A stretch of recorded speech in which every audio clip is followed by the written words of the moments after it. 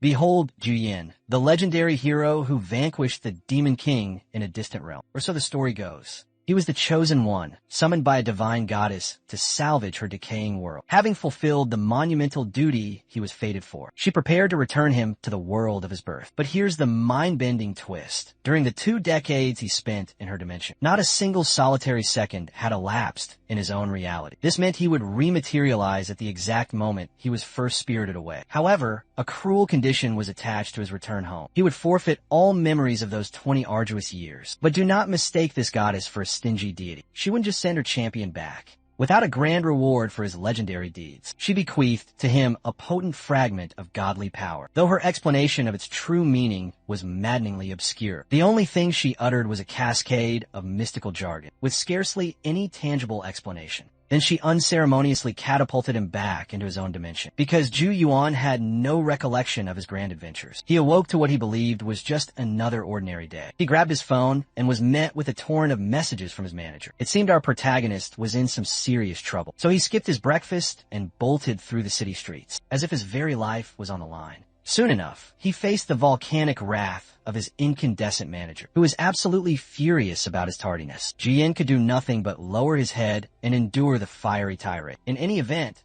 he trudged back to work, completely dejected like any other corporate wage slave. This soul-crushing job clearly wasn't sufficient, particularly when he was barely covering his past due rent. He had to devise a plan to work several part-time jobs, merely to survive. If only he had awakened his powers much earlier, his circumstances could have been entirely different. Just as he was lamenting this, the universe's plot armor activated. A system window flashed a brilliant message right before him. He had finally unlocked a unique personal trait, a world-breaking power known only as Skill Master. Yes, Juin had finally been awakened. Now, here's a bit of lore regarding this awakened phenomenon. Awakened individuals, such as Ju Yuan, are designated as users. It has been 5 years since the dawn of augmented reality. Something ripped directly from fantasy epic began its takeover of the entire world, with mysterious fields emerging all across the planet. The world now completely revolves around these new resources. From them, users are given the power to conquer and explore the fields, which are dominated by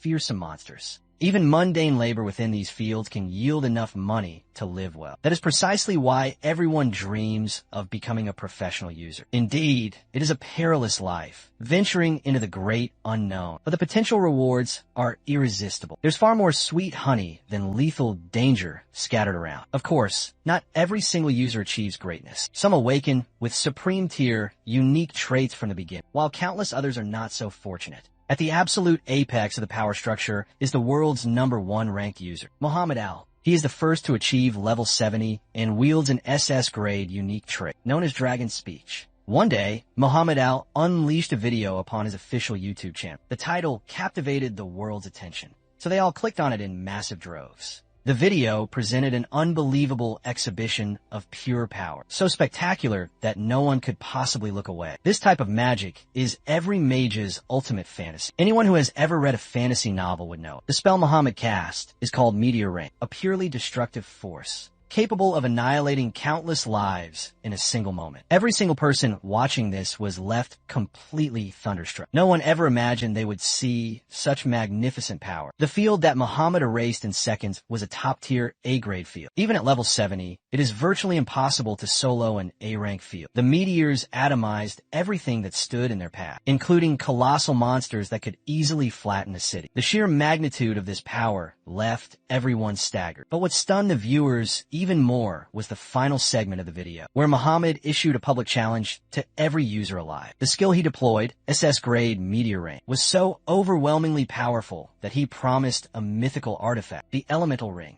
to anybody who could display magic more awesome than his. The Elemental Ring is the sole publicly known SS grade artifact, and it's the ultimate holy grail everyone dreams of possessing. In a diner, a pair of users were discussing this very challenge. They were dejected that Muhammad had established such a high benchmark. It felt as if nobody could ever possibly reach that level. The woman with him was just plain annoyed. She believed Muhammad's challenge was a complete setup. Who on earth could possibly own an an SS-grade trait. Even if they did, they'd never claim the elemental ring, unless Muhammad personally recognized their level of strength, considering the impossibly high bar he had set. The top ranker had no real intention of giving away the ring. It was merely a power move. The video of his challenge went viral, and it became a #1 topic on every single news broadcast. Muhammad's gauntlet seemed like an utterly impossible challenge, one that no one alive could possibly match. That is, until our protagonist made his grand appearance. As Ju Yuan stood there in the very same field, he nonchalantly flicked his single finger,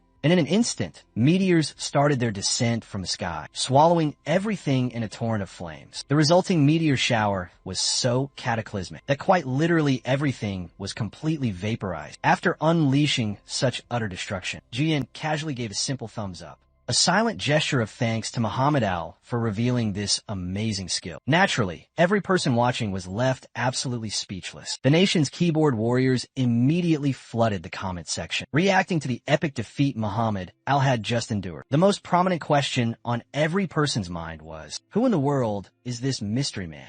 It is time for another dose of world lore regarding the whole awakening and unique trait system. When users awaken, they are generally granted one unique trait. A unique trait fundamentally boosts the power of specific skills and is typically perceived much like a class in a video game. Some of the most famous unique traits that have been revealed are Dragon Speech, which is at the very top. This trait assists in making a mage even more powerful than a dragon. The second one is known as Miracle, a trait that is capable of bestowing divine healing powers, rumored to be able to even resurrect the dead. Then there's the trait Regeneration. This power turns a person into an invincible tank who can regrow limbs. Finally, we have the trait Lethal Strike, which transforms a user into a warrior who can overcome any foe. But herein lies the shocking twist. There is absolutely no record anywhere of a trait called Skill Master, which is the exact one Ju Yin just so happened to awaken. After performing some deep research online, he found almost no useful details about it.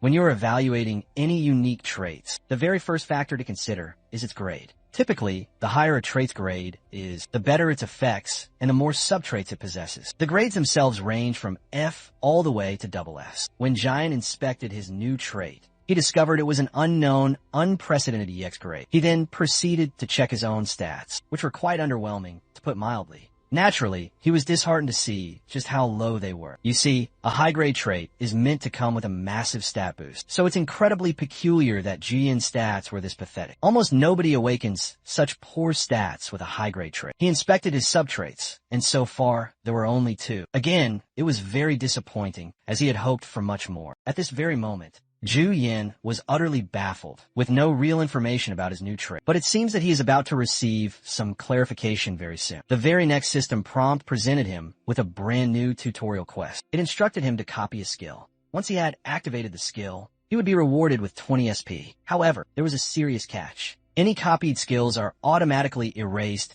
the very moment midnight strikes. Well, that quest panel was certainly quite unexpected. What is even more unexpected is the simple fact that, in order to copy another person's skill, he would be required to venture out into the fields, just so he could observe other users in real action. And that, quite honestly, given his pathetic stats, sounded exactly like a suicide mission. Still, he really didn't have much of another choice. He absolutely had to find a skill to copy and complete the quest. Then a brilliant idea sparked inside his mind. He remembered Muhammad Al, who had so famously demonstrated the Meteor Rain skill. The instant he begins to watch that broadcast, the system displays all of the juicy details regarding the skill. When the system then prompts him to copy the skill, Ju Yuan is completely stunned. He had never expected to be able to just copy a skill simply by watching a video from the safety of his own home. And just like that, Ju Yuan's face was plastered all over the TV news channels. After conquering that legendary open challenge, seeing his rival's face displayed across the news, Muhammad cracks a confident smile. His secretary, however, is not so certain if giving away the elemental ring in this manner is truly such a good idea.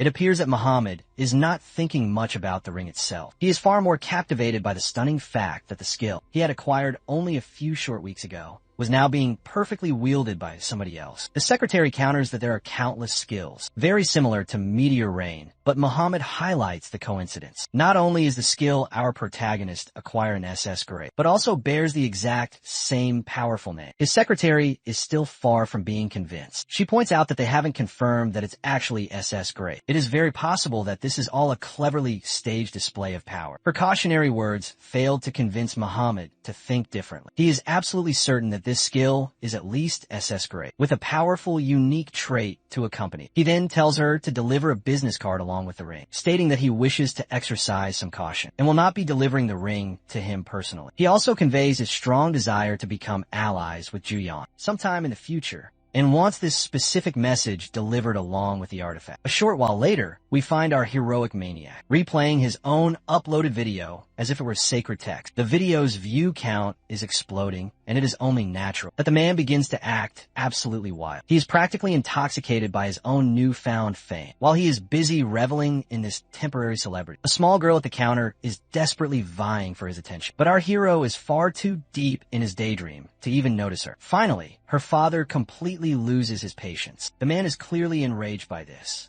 witnessing this particular cashier completely slacking off on the job. Once Jian finally finishes with the customers, he collapses into his chair and lets out a long, weary sigh. It seems like he is not getting anything valuable from completing that public challenge, let alone an SS grade artifact. Just a few days prior, he was a complete nobody, useless and invisible, unable to accomplish a single meaningful thing. But ever since he awakened his unique trait, he is at last beginning to believe in himself again. If only, just if, he could earn enough money to live a comfortable life forever, perhaps even grow as strong as Muhammad Ali himself, and bask in the complete adoration of the masses. He is still lost in his daydream when a sudden notification yanks him back. It's a direct comment from Muhammad Ali underneath his video. The living legend himself has just promised to give Ju Yan the grand prize he rightfully earned for winning the challenge. The internet immediately loses its collective mind. The top dog finally conceded, and everyone is going absolutely crazy. Even Ju Yan himself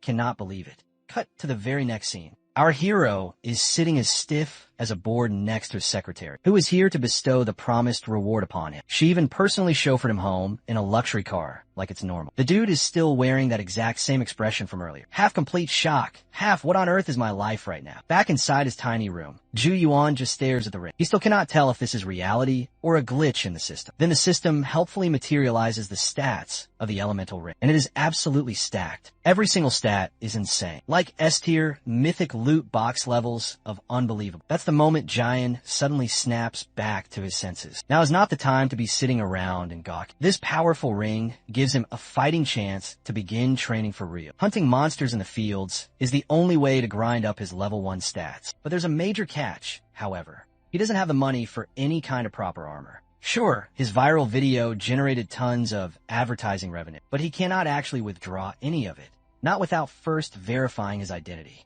And he really does not want to do that. So he sits down, racks his brain, and discovers a potential loophole. Instead of putting his own life at risk inside a field, he will just establish a shop right outside and offer emergency healing. Healing, after all, is incredibly lucrative. Just mending people at a field entrance can earn hundreds of thousands of won. Even the most arrogant hunters who badmouth healers would never dare to enter a field without one. A healer station nearby, Juyen has copied a C-grade healing skill, powerful enough to completely mend fractures, amputations, and even various status ailments. Up to an F grade, he can earn 200,000 won for fractures. Amputations will cost 500,000 won, and status ailments cost 700,000 won. Not a bad haul for a single day's work. So, the next morning, Jahian camps just outside the Dirang swamp field, close to Seoul Grand Park. He didn't select a low-tier location on purpose. It's just that all of the more prime locations were already claimed, with absolutely no customers in his sight. He scrolls on his phone, thinking that he might bring something entertaining next time to alleviate the boredom. At least out here, he will not get trampled by any monsters. It is a designated safe zone, after all, or so he mistakenly believes. Suddenly, a man is charging toward him at an incredible speed, carrying a woman who has been severely wounded. This man is absolutely terrifying, like a tempest in human form. Ju Yuan completely freezes in his spot, forgetting to even draw a breath in that moment. The man bellows at him to begin healing in a very commanding tone. But Ju Yuan does not appreciate his tone one bit. It reminds him of all those entitled brats back at the convenience store, the ones who behaved as if they owned the place. And while this healing ability might not have been his originally, it's C grade with very impressive options. There's no way he's squandering it on some random brute who can't ask politely. Our boy is about to unleash his fury when a man offers a huge stack of 200,000 won up front. Juin instantly changes gears to customer service mode with his brand new respect mode now activated. Soon enough, regret kicks in when he sees the gruesome sight of that woman's severed arm, and he feels his own stomach begin to twist. The man places the limb in its position and demands the healing commence. Juin forces his eyes to look at it. The wound is so horrifically gruesome. It is like the very air itself is recoiling. He is not even positive if his C-grade healing will be enough, but he can't be certain without at least trying. So he activates the skill, Light of Recovery, after dealing with his very first customers. Juyin is back home, laid out on his bed, with his soul half dead. While he did make great money, he had to use his healing skill 3 times, which drained him completely. Without the elemental ring, it would have been simply impossible. What concerns him even more is how that party got so wrecked, so badly in the very first place. The sole conclusion is that the fields are as dangerous as hell, and he had better keep his distance for now. He is still thankful that this job beats decaying behind a register and dealing with a bunch of cheapskate Karens who believe that spending 1,000 won gives them the license to shriek. Now, with this new gig, he could most likely retire his entire family and just relax until the world itself ends. Since he now has enough cash to survive for quite a while, it's now time to focus on acquiring SP and finally leveling himself up. Suddenly, another new tutorial quest pops up. It is telling him to raise the current level of his subtrade, which is known by the name passive income.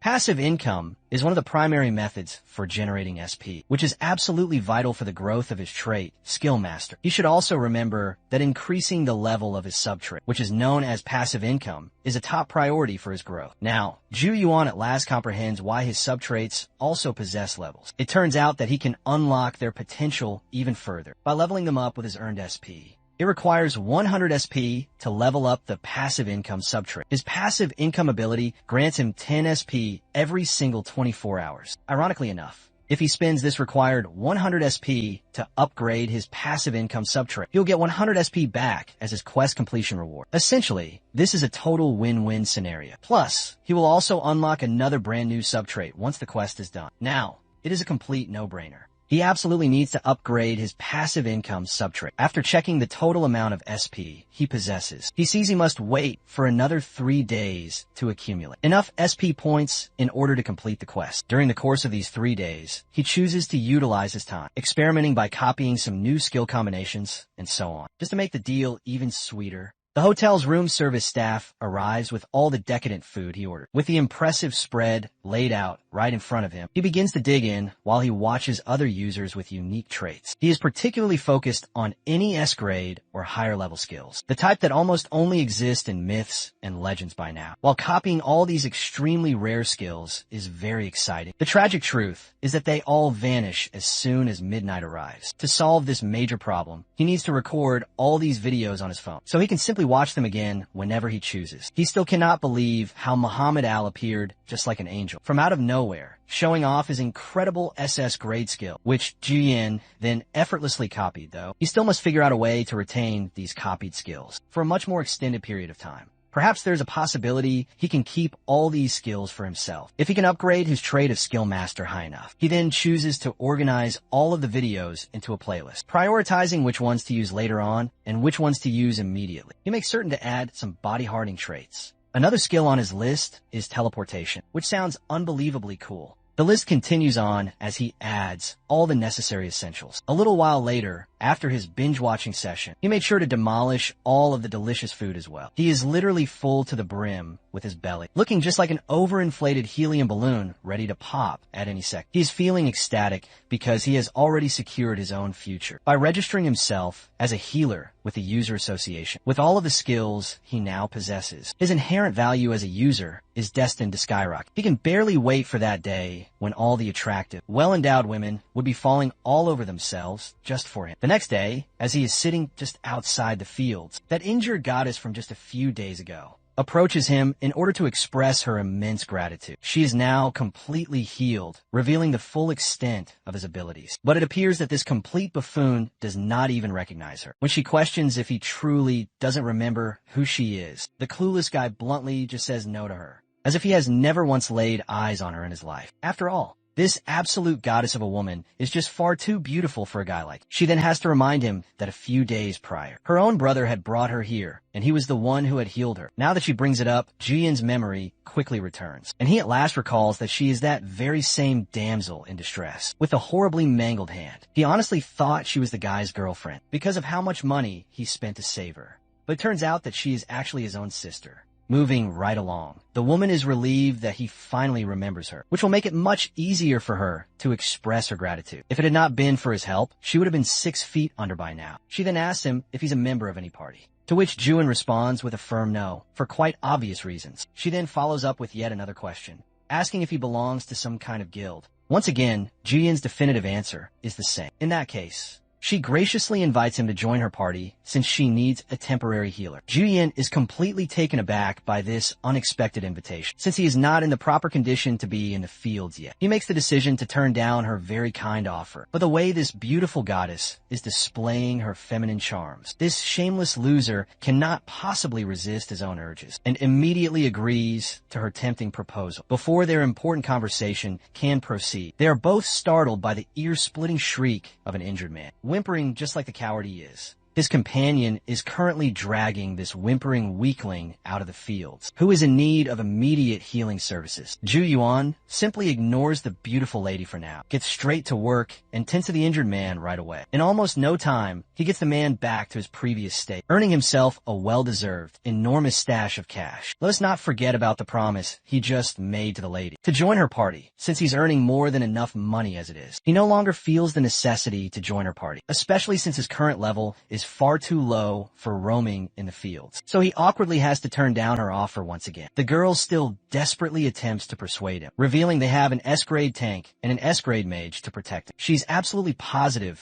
they can carry him through with no problem whatsoever. Ju-Yin simply gathers up his belongings and gets on his way, still rejecting her very tempting proposal. The sole reason for his adamant rejection is simple. He witnessed her emerge half dead from a D-grade field just a while back, so there is absolutely no way in hell he wants to suffer the same fate. Of course, he does not say this to her out loud. He knows that this is a once-in-a-lifetime chance to be recruited by such an absolute bombshell. But it seems that fate is not on his side, and he must reject it, even though he really doesn't want to. Tears and money are all that are left behind as he dashes away. The only thought consuming his mind is to quickly acquire enough money and SP to become a legendary Golden Spoon Mage and enjoy his new, luxurious life. Ji-Yin discovers that he has just acquired 10 SP points, all thanks to his passive income special effect. He invests his points directly into upgrading that very same skill. He spends 100 SP in order to unlock an upgraded version of the passive income. Now he will receive 50 SP for free instead of only 10, without having to even lift a single finger. Talk about truly living the easy life. With that settled, he checks on a brand new quest reward he has gained. It earns him an additional 100 SP and also grants him the ability to inherit the unique trait of any skill that he successfully copies. Now would be an opportune time to discuss the specific traits in this world, as they directly represent a player's inclination to use an ability. Typically, the players, or as they are called, the users, are permitted to use skills after obtaining them from skill books. That is an unbreakable rule for everyone. But the strength of every skill varies based on the talent of the user. For instance, if your average person had no inherent traits, his fireball would be pathetic in comparison to someone who possesses an affinity for flames. Because of this, mastering a multitude of skills is seen as pointless, as without the original talents of the player. The copied skill is significantly underpowered. The only exception was the skill he copied from Muhammad, from his video, but that's because it was the system's method of showing him how things worked. But with his new bestowal ability, any of the skills he copies will also inherit the traits of the skill's original user. This means his replicated skill will match the power of the real one. However, he does not understand what the word random implies in all of this, so he wishes to test out a couple of things to be sure of how his powers work in greater detail. For the time being, he believes it's a good time to exit his current life of being a freelance field healer. Jian receives a brand new tutorial quest to hunt down monsters by using his newly copied skill. This way, he can level himself up and upgrade to better versions of the same ability. His new quest requires that he eliminate at least 20 monsters, and it will reward him with a total of 200 points for doing so. The sheer timing of this quest is far too coincidental. To the point, our hero is wondering if some god is out there watching over him and catering to his every single desire. Regardless, since it is a new hunting quest, he requires a skill that is suitable for the use. So he scrolls to find a video demonstrating a powerful fire skill and wonders if he should simply steal that for his practice. Our boy is out here stealing Sasuke Uchiha's most spammable technique. Giant does not possess very high expectations and acts like he's just trying things out for the fun of it. By initiating his new copy skill, he acquires an E-ranked fireball skill. It is a very basic skill with a rather simple cost, just as the powerful system told him. He also acquired the ignition trait as a welcome byproduct, allowing him to access to a much greater effect. Yet at this point, he truly believes he's being divinely watched because he is practically getting everything he needs for free. Anyway, our protagonist steps inside the sheep farm entrance, where the designated field entrance is currently located. He takes a look at the dimensional tear and wonders if it's the barrier between the field and his reality. Jion decided to go all in and bought some new equipment just to be safe. He enters the field. He welcomes his brand new life as a hunter instead of a pathetic healer. Meanwhile, Ju Yin becomes well known on the forums as the Fire Psycho, who massacres all the low-level monsters. They saw him going completely berserk, killing monsters all by himself. So a number of greedy opportunists reached out to him and even attempted to recruit Juin to join their own guild. Our hero can't resist but act completely nonchalant, reminding them that he's already turned down an offer from a top-tier S-rank beauty, which is absolutely hysterical when you recall how he ran off with a face that was screaming depression. Also, he doesn't quite recall himself laughing while hunting down the monsters. Once again, this is quite funny because during the actual battle, our hero starts cackling his ass off like a villain slaughtering his enemies. Ju Yuan suddenly recollects that,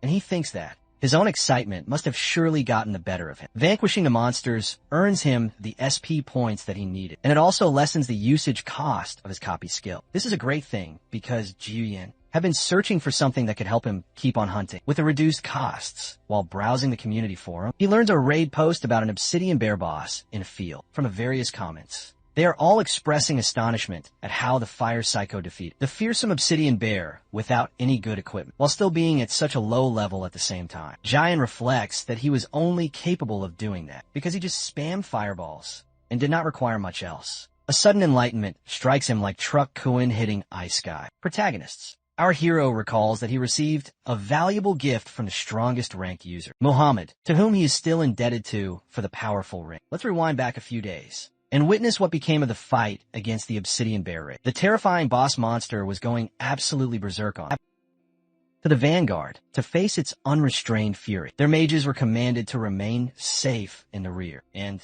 in that very moment, as our hero received a divine mandate to vanquish the boss monster, a thrill of anticipation shot through him, especially with the tantalizing promise of 500 glorious story points. The grotesque obsidian beast was currently savaging the entire party, until Jian nonchalantly launched a fireball that gently grazed its hide, inflicting an absolutely catastrophic amount of damage. The party's commander was utterly thunderstruck, immediately taking note of the mysterious fire mage, who acted as though it was completely trivial. The enraged bear was relentlessly bombarded with fireballs until it was finally brought to its knees. The rest of the raid party was in shock, daring to ask if the battle was truly over. But to their utter horror, the obsidian bear bellowed loudly, unleashing its A-ranked skill, which crippled all of their stats. The berserk state is the dreaded second phase of this boss, despite the immense damage they had already dealt to. Tragically, the other players were weakened so much by the debuff that they can now barely remain standing on their feet. The obsidian bear then focused its terrible wrath on the group's leader, who could hardly defend himself with his sword,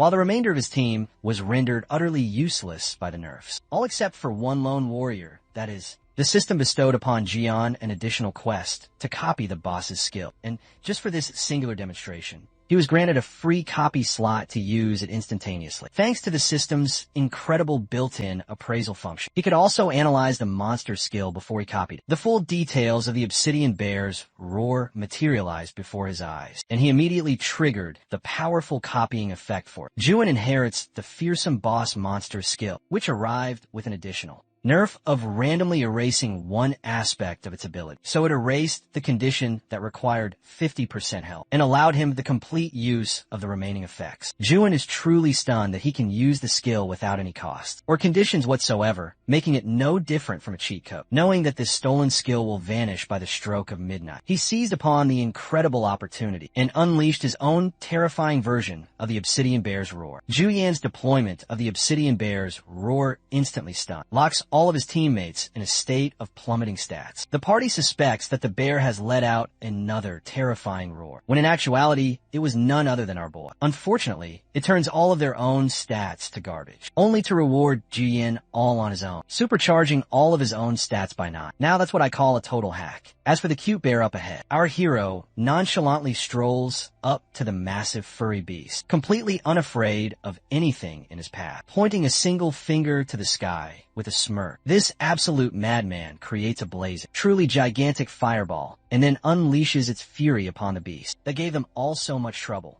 The entire group is left utterly dumbfounded by the sight of Juyan, single-handedly destroying the obsidian bear, with the total defeat of the mighty field boss monster. Our hero levels up twice and also gets to retain the copied skill. But this very special event only transpired because of the tutorial, showing him that he can even copy incredible skills for bosses. It rewards him with a grand total of 700 SP points, too, which is absolutely amazing, as you can well imagine. Juyan is truly living the good life with his new powers. Shortly after the utter destruction of the creature, his entire group erupts in a loud celebration, shouting about how incredibly cool he looked, taking down the entire field boss all by himself. The scene oddly reminds our hero of the time he slew the demon lord in that distant foreign realm. The system absorbs the obsidian bear's soul, and it also greatly increases our hero's stats. This whole soul concept is actually quite new to Juyan, as he had only ever heard of it until now. Let's dive into this mechanic in detail. Boss monsters are typically around 10 levels, higher than the average level of the field,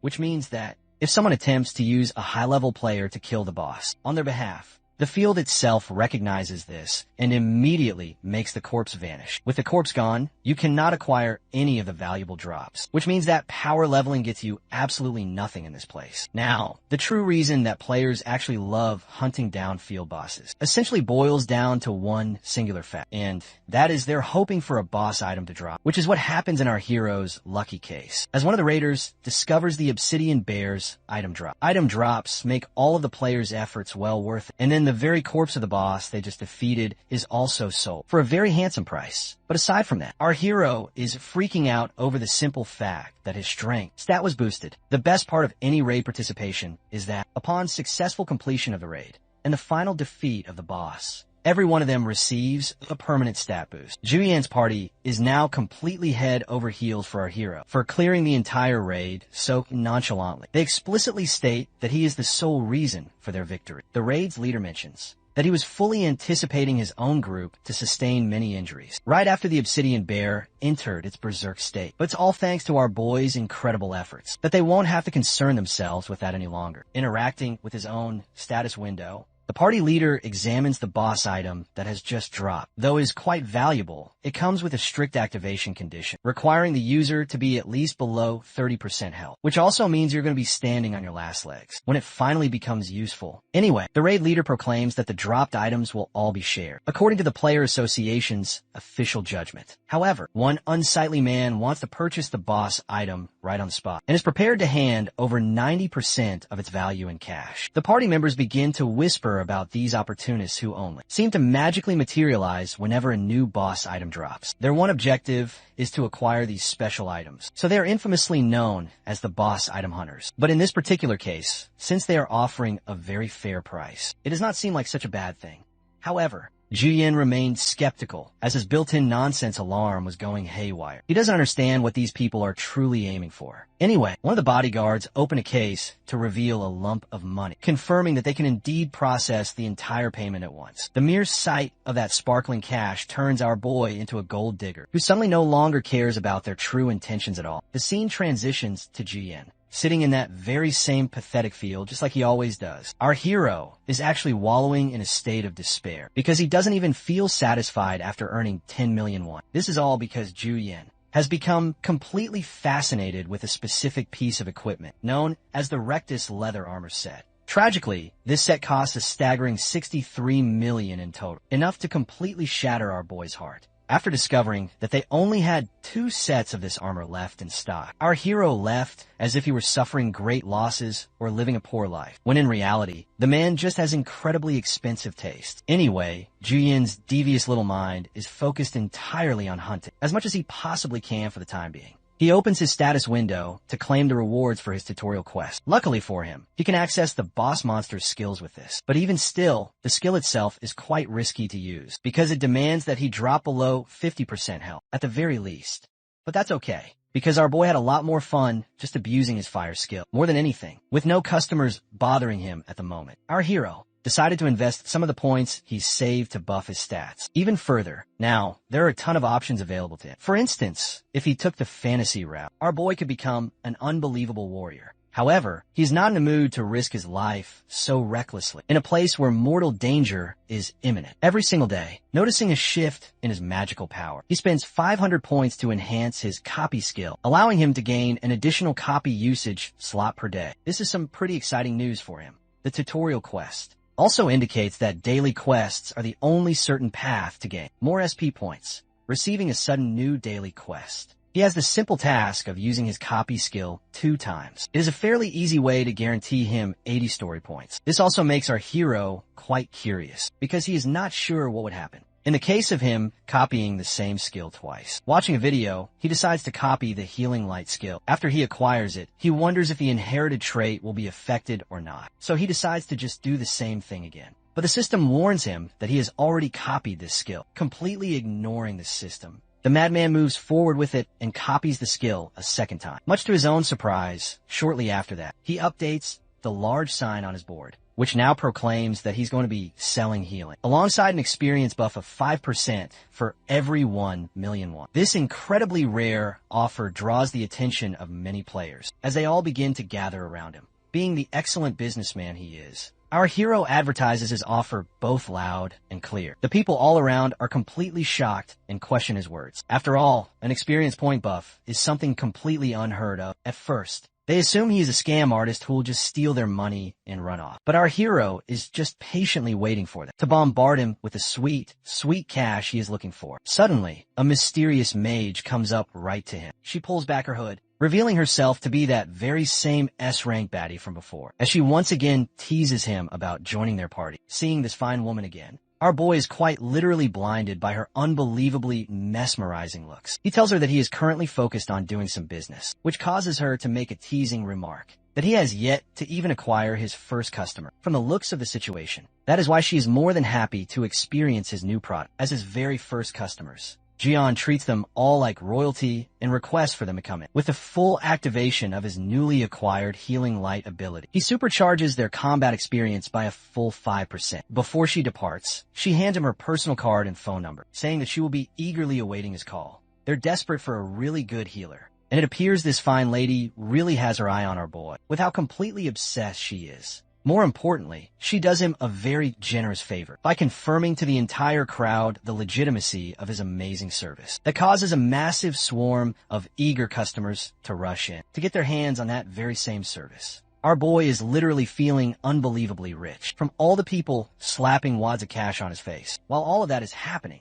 let's go back and check in on the fine lady and her brother. Her brother is a bit annoyed that she's being so obsessive over a man who doesn't even possess proper equipment. The beautiful mage reminds her own dear sibling that their party is going to be truly unstoppable. After all of this, the two of them are already amazing at playing their parts. So all they are missing now is a truly reliable healer. And then there is the fact that this guy can create experience buffs too. That is a massive jackpot if they can get him to join. Even still, Her brother has his objections since they're dealing with a total newbie, but she believes that's the best part about them, discovering him early. Right now, not enough people in the world are aware of Jian's talents, so it will be to their benefit to recruit him the quickest. Having entered into the dungeon, the S-rank mage unleashes her powerful firestorm strike, incinerating a group of menacing warrior lizards. She then continues her talk from just earlier, and she has a strong feeling that someone like Ju Yuan has a very bright future ahead of him. As a warrior, with the millions acquired from his very hot sale, our hero finally acquired his armor,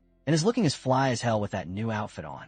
At the very same time, he's in a mood to aim for passive income instead of direct income, so he plays with the system screen and learns that he can easily obtain 50 to 200 points daily at the given default hour. This means that even if he does absolutely nothing at all, his SP points will just accumulate every single day. Our hero is in the middle of calculating the huge costs of his SP skill that is required for skill copy level 3 until a total bombshell drops right on him. And he realizes that it's going to cost him a massive for 1,000 points in order to get to the very next level. The good thing is that daily quests give plenty of these points, which means at a consistent rate of acquiring 200 points a day. He's got to wait about 49 days to get exactly what he wants. But for now, he is more interested in raising his stats first, since that takes priority. So Jian thinks that heading for another field battle will be good. Also, he equips his hoodie and recalls that he is publicly known as a healer. So now he's going to play the part of his hidden identity as a mage, and we'll keep using that. The scene cuts to the next field battle, but tragically, the place is located in some very muddy ground, completely ruining our boy's new outfit. The F-rank field, known as the Goraram Bay, specializes in neutralizing both attackers and tanks. Jian wonders if this testing ground is aimed mostly at beginner level awakeners.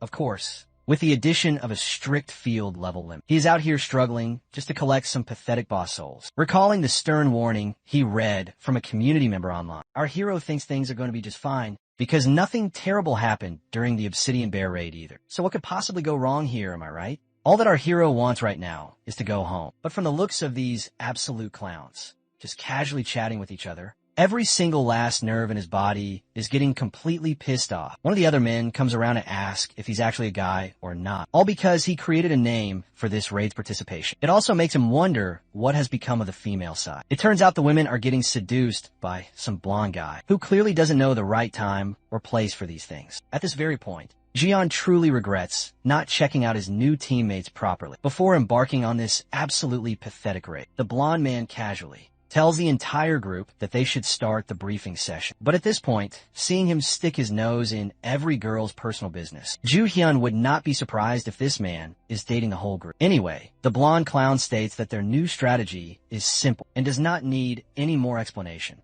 but he will go over it one more time. The boss monster of this field is called the Mudflat crab, and it possesses a trait to get much faster every time it is hit with a debuff from the players. That completely nullifies the mage's debuff effects, because it will only make the entire battle tougher, as the boss monster will simply become much stronger. The crab also has some self-inflicted debuffs that can be applied, such as being injured or even bleeding, which means it will just get faster over time. With too many injuries, the goal is to destroy the bastard without actually giving it very many injuries, because after a certain amount of injuries, the boss monster displays a special effect. This puts our hero on alert until the man goes right back to his same flirty self as he flexes how he's already vanquished 8 boss monsters like these. So this raid should be a total cakewalk too. Regardless, Juyeon analyzes the current situation and wonders if the crab's power to gain stats from debuffs is its own incredibly special skill. This is vitally important information, because it essentially means a debuff will be treated as a buff, so this skill might come in handy for him. At the same time, he is seriously irritated by the dating scene going on, and wonders if the deadweights in his team will be helpful or not. The great field fight finally kicks off, as the blonde warrior goes on to slice and dice the weak creatures down. You might be wondering at this point that they're all very good, but the absolutely hysterical part is they're out here just posturing, slaying bite-sized little clams, and acting so high and mighty about it. The entire party is acting like they're taking down huge hordes of monsters, when it is really just a few tiny clams that could fit in their hands. Even Ju Yin is starting to question his own sanity, being a part of this ridiculous group who thinks it is doing so much. After basically defeating a bunch of level 1 creepy crawlies, the blonde clown's massive confidence goes right out the fudging window when some spiky tentacles suddenly emerge from the ground, instantly causing this very man to retreat far far away, even though he was so very confident about protecting his party and flexing so much just earlier. Since the boss monster in this stage only shows up after a set number of creatures have been slain, they're trying to take down as many of the beasts as possible. So they mow down the centipede-like creatures with a deadly rain of arrows. Jian has not even had to do anything so far, and he is kind of glad that they're holding up pretty well. The players here already have strong skills for an F-rank field, so he's just anticipating the main boss monster to finally come out already. Well, maybe he just spoke a bit too soon, because one of the Mudflat crab's giant mouth-like claws emerged from the ground and swallowed a monster whole. The group now realizes that the real raid is just about to begin, with the dramatic appearance of the Mudflat crab, which appears to be way larger than any of them had expected. Since the boss monster is well known for being limited in its movement, they are instructed to attack it in a direct, linear fashion, rather than trying to go to the left or right. Meanwhile, our hero is quite astonished as he observes the crab's actual skill details. He has found himself a massive jackpot with a unique skill like this. Anyway, right after popping up in the field, the boss monster began to exert its full terror, and it scared the absolute crap out of these cowards. It is so funny how the giant crab is capable of changing directions and quickly adjusting its own motion, different from what the party's expectations were. Also, from the current looks of it, Jian judges its special ability to be a permanent passive skill that increases stats upon more buffs or debuffs being applied to it. Once again, it makes our hero really excited for when he gets to use it on his own. As for that blonde clown, the dude is supposed to be the main tank for his whole party, and yet he is in the very back, just sitting out of the battle. Judging from his words just earlier, Zhu Yuan senses that if they just keep hammering it with physical attacks, they will be in big trouble because of the self-inflicted debuff of just bleeding. The long-range archers from the party are making sure to keep the crab at a safe distance, while our hero just wonders what their true strategy really is. Even the crab itself is questioning what the flip these idiots are even doing, because clearly none of their pathetic attacks are working. The raid's process seems incredibly tedious and so slow, and thanks to the creature's incredibly dense shell, they will not be able to penetrate or injure it with just arrows from that far away. Seeing the situation call for his presence, the blonde clown acts like some grand hero who has come to save the day, when clearly he should have stepped in much earlier, bro. He then casually asks for a special buff from one of the girls, but that is not even the worst part. The absolute worst part is that it is not even a real buff. They're just role-playing to try and increase his morale. If I were GN in this situation, I would most likely let the crab just murder all of them here. Anyway, our hero waits for their cringy session to finally end, and he understands that they will need one incredibly powerful attack to defeat the monster in a single go. To his complete shock, the blonde clown exhibits a very special power that he could not have anticipated from a carefree man like him at all. Apparently, it's called Radiant Power, and it's a rare SS rank skill that applies tons of buffs to the target. Its duration also increases depending on the target's personal rank. Zhu Yin is the happiest that he could possibly be because he has basically struck pure gold in a crappy F rank field with the amazing discovery of this new rare skill. Recalling his conversation with the sales lady, who was showing him the expensive equipment armor, he learned that many players enjoyed uploading videos to their channels, so their business decided to also prepare items like that too. She mansplains the complete crap out of the technology, and it flies right over my entire head, as well as Juyan's head. Back to the current scene. It turns out his new glasses are special and can record high-quality footage of the battle. This would later help him to access the skill whenever he wants. If he can pair Radiant Power alongside the previous boss's skill, it is going to result in a beautiful and complementary combination of receiving a massive ton of buffs and raising his own stats. He also learns that the S-rank buff skill is coming from the lady, who apparently doesn't even know her own incredible worth, having been greatly empowered by the buff.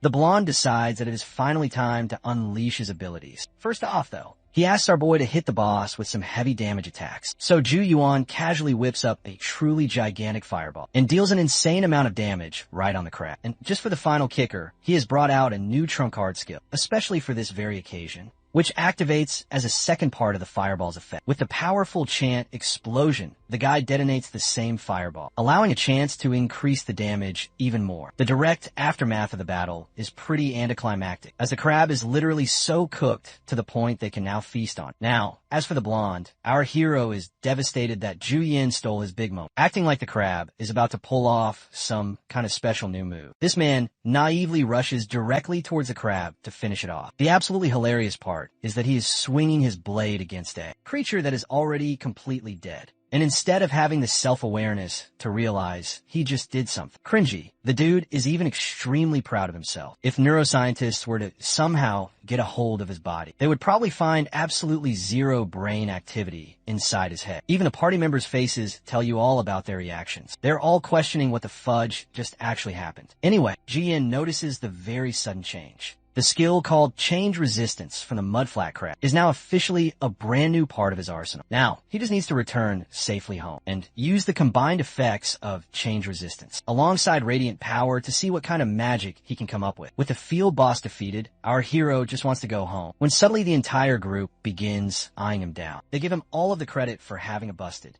attack skill like that and are indebted to his efforts to carry this entire team of total deadweights, seeing the full attention being focused on Ju Yin instead of himself. The extremely jealous blonde calls them to focus on item distribution instead of just wasting more time. Our hero is at least glad that the chick is still supporting him so strongly, until she shatters his poor heart into a million freaking pieces when she goes to completely fawn over Jian. Just the same, the group is actually fine with handing our hero the absolute biggest share from the field's drop because of his incredible contribution alone. While all of this is occurring, one of the agents observes the situation in the monster's corpse. He quickly reports the information back to his leader, explaining how there are not any item drops from the boss this time, so they will be focusing on the very next spot instead. Meanwhile, Hyoju's eyes shift to a very different color as she gazes up into the sky. Something tells me she has got more mystery to her than we currently think. In the very next scene, our hero defeats a whole bunch of monsters, clearing the daily quest to reward him with 300 points. But all of this effort just to get himself to level 3 has exhausted him quite a bit. Also, he ended up testing the immense potential of the two skills by merging both of their effects at the same time. The combined buffs are incredible and completely out of this world, but it also comes with one very glaring problem. Popping open his own status window, he reflects that he does not have enough copy counts to do anything with these effects. Think of it this very way, since both of the skills are just buff skills. What exactly is he even buffing, apart from his own body, when he cannot even use more than 2 copy skills at the same time? The only answer is nothing. So that is why this combination is so useless, until he can get his hands on that desired 3rd copy slot. The extremely tedious process makes him whine, because our hero just wants to gather more SP to rank himself up already. Ju Yin lies there in a vast field of pure silence, hoping that some kind of miracle will help grant him a special quest, to reward him with even more points. The man does not have very high hopes when all of a sudden, the system screen pops up from out of nowhere with a special tutorial quest just for him. This tutorial quest requires him to complete the main quest, and its reward will be a staggering 4,000 SP, which is the exact amount required to get to rank 3 of his skill. Even Ju Yin himself is startled and wonders what kind of main quest this will possibly be. Suddenly, his entire face turns to shit as the sky literally summons a damn island. This is the new special field called the Sky Island Camp, and his new main quest is to fully clear this field. Since it is a special type of field, it is going to be absolutely teeming with monsters, and in this specific case, they seem to be dangerous aerial monsters. The system now requires him to clear out this special field for the very sake of the Earth, because its mere existence is a grave threat to the Earth. The sudden appearance of the Sky Island is being reported all over the country, alarming the general populace and the members of the User Association. The Player Association is now acting under emergency circumstances. All airport flights have also been immediately suspended, and from the direct experience of the citizens, the only notable effect is that they cannot get enough normal sunlight. As far as the overall international situation is concerned, more of these special fields have begun popping up all over the globe. For example, Japan's special field is also extremely unique. A giant landmass, half a country's size, has bound itself right next to Tokyo. But in their case, it is not a terrifying sky island, which is exactly why the Koreans believe they're having it much worse, having to also deal with a severe lack of sunlight too. Meanwhile, our hero realizes that the special field in Japan is actually even worse. It is a threatening B-class level, and creatures over level 70 are nonchalantly toppling the city of Tokyo and unleashing pure destruction. That means even a single monster is comparable to an S-rank warrior. All of a sudden, it is actually the Koreans who have it pretty easy. At least they're not being destroyed by high-level monsters, since the very existence of special fields poses a great threat to humanity and the Earth. The association has now requested official support from the government to raid these problematic fields as soon as humanly possible. A grand strategy is underway to counteract the deadly Sky Island, and all of the players joining this raid will be awarded an incredible massive bounty for their heroic efforts in clearing out the field. Ju-yin appears to be chill and realizes that things have taken a far worse turn than he expected. While he's playing around with the system, he tries to look for a specific loophole that can perhaps give him more SP without having to do anything. Our hero thinks he's in some kind of gacha game. Picking apart the quest's details, he realizes that by the very end of the main quest, all of his precious traits by one entire level each. This incredible reward ignited a fire in his soul, motivating him to conquer the special field. The shop's attendant finally returned, presenting the very artifact he had requested. Ji-yin threw open the box, his eyes assessing its hidden properties, using the powerful appraisal effect granted to him by the system. Both the cursed ring and its matching bracelet seemed far from special at first glance. They offered an additional 100 points of mana, but at the heavy price of sacrificing both his strength and agility. A devil's bargain, to be sure, a classic trade-off. If Ju-yin were to acquire the full set, he would gain a staggering 400 additional mana points. That massive boost would be an incredible asset for him, even if his other physical stats were to decrease slightly. He decided that mastering magic was his safest path to power, so he was more than willing to accept the consequences. This then led him to wonder if he should purchase some mid-tier armor. On top of it all, so he inquired about the price, and you won't believe it, the saleswoman casually informed him it would require a mind-numbing 400 million won. The price was so astronomical, but our hero chose to act cool and completely professional, strolling out of the store as if he didn't just suffer a massive cardiac arrest upon hearing the price tag. A truly masterful performance. Anyway, let's fast forward to the moment where Ju-yin and the other assembled players are waiting at the field entrance. Also, he was not enjoying the recording glasses he had purchased, so he spent some extra cash to get a proper body camera instead, which made him question why he didn't just get the body cam from the very start of his journey.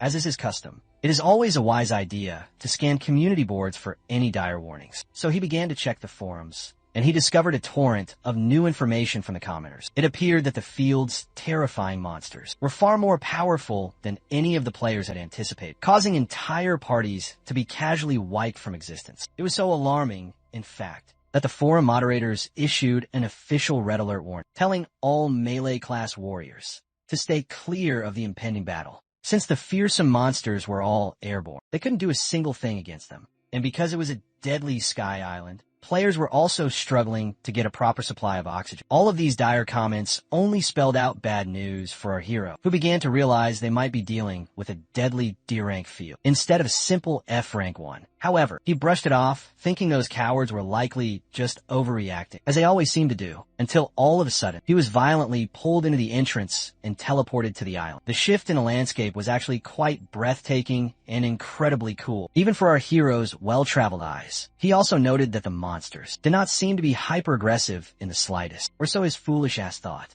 because just then, he heard a blood-curdling scream coming from the air, forcing him to whip around and look. A monstrous aerial beast had snatched one of the other players, who was screaming his face off, completely paralyzed with terror. This poor soul was not having a good day, because the monster literally dropped him from a terrifying height, ending his life in an instant. A whole flock of these griffin-like creatures began to circle him and get himself some delicious fried chicken on top of it all. But to his utter amazement, the monsters didn't pay him any attention, and instead went to target a nearby tank. And the tank in this specific case was actually the baddie and her brother, whom Ju-Yuan recognized in an instant. The monsters began their deadly descent, crashing down hard against their powerful shield. But thanks to their formidable shield barrier, they were completely safe from every single attack. This allowed the incredible S-rank mage a perfect opportunity to conjure her firestorm ability, which she then unleashed from a specific portion of the shield, engulfing every single one of the birds in her hot flames and striking them all down. Our hero was thoroughly impressed, witnessing the absolutely insane damage output from her skill, as he was not expecting these two siblings to be that strong. The baddie was actually a little bit underwhelmed, and completely unimpressed from their battle experience so far, while her cautious brother reminded her not to let down her guard. Jian began to assess his own options. He had acquired a fireball skill already just by copying it, so it made him wonder if he should be greedy enough to copy Firestorm. 2. The baddie shouted back at her own brother, expressing that a proper healer's presence could have prevented the grievous wounds she had endured that time. Also, she deeply regretted her inability to recruit Juyin and his truly amazing healing powers. Now, in a hilarious twist of fate, she sees our boy struggling to swat away a bunch of adorable slimes who would not let go of his legs. Juyin experiences an oh crap when he sees the baddie and her brother watching him from afar. Yikes, now that has got to be humiliating as hell. She greets him warmly and asks if their lovely healer is currently busy. Our hero's face shows his utter depression, with the way he just embarrassed himself and lost all of his powerful aura. The cute little blob monster is finally captured, saving our hero from his worst boss battle of all time. The dude is feeling terrible about his expensive new shoes, acting as if they are a pair of $1 million Jordans or something. To say the very least, the tank is not impressed by this at all. He is expecting Heiji, his very own sister, to have a much more sane reaction and to finally stop being so obsessed over this complete goofball. But to his utter shock,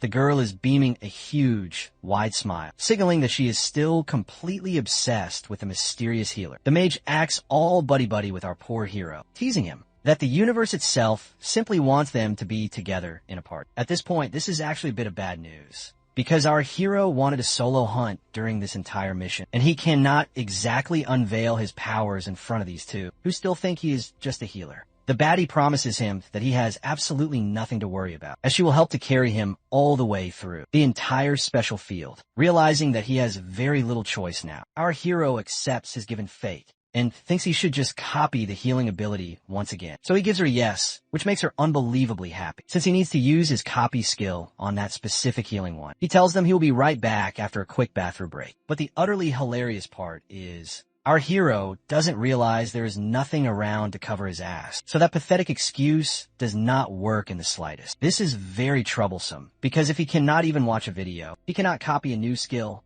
either. He doubles down on his ridiculous bathroom excuse and is starting to realize that he might just be the enemy of his own public perception. At this point, Sung Jinwoo would probably crap in his pants rather than ever lose his powerful aura in the very same situation. A few moments later, the trio is ambushed by the same type of monsters. Only this time, they have become much smarter in their overall approach. The bastards are now carrying gigantic boulders to try and crush the powerful barrier shield of the tank. Clearly, Zhu Yin stands absolutely no chance in this battle with his limited powers. What is even more concerning is the stampede of giant rhinos, making their way over to attack him directly. Just as Zhu Yin prepares himself to cast a spell against them, Heiji moves forward, casually giving him a wink that signals she's got this. She uses Firewall, which is yet another one of her powerful abilities. Not just that, Heiji also activates Fire Rain and Fire Spear too. The massive combined offensive output of all three skills defeats all of the monsters without causing any trouble at all. By the very end of the battle, our hero is left completely baffled, realizing that he does not even have to do anything.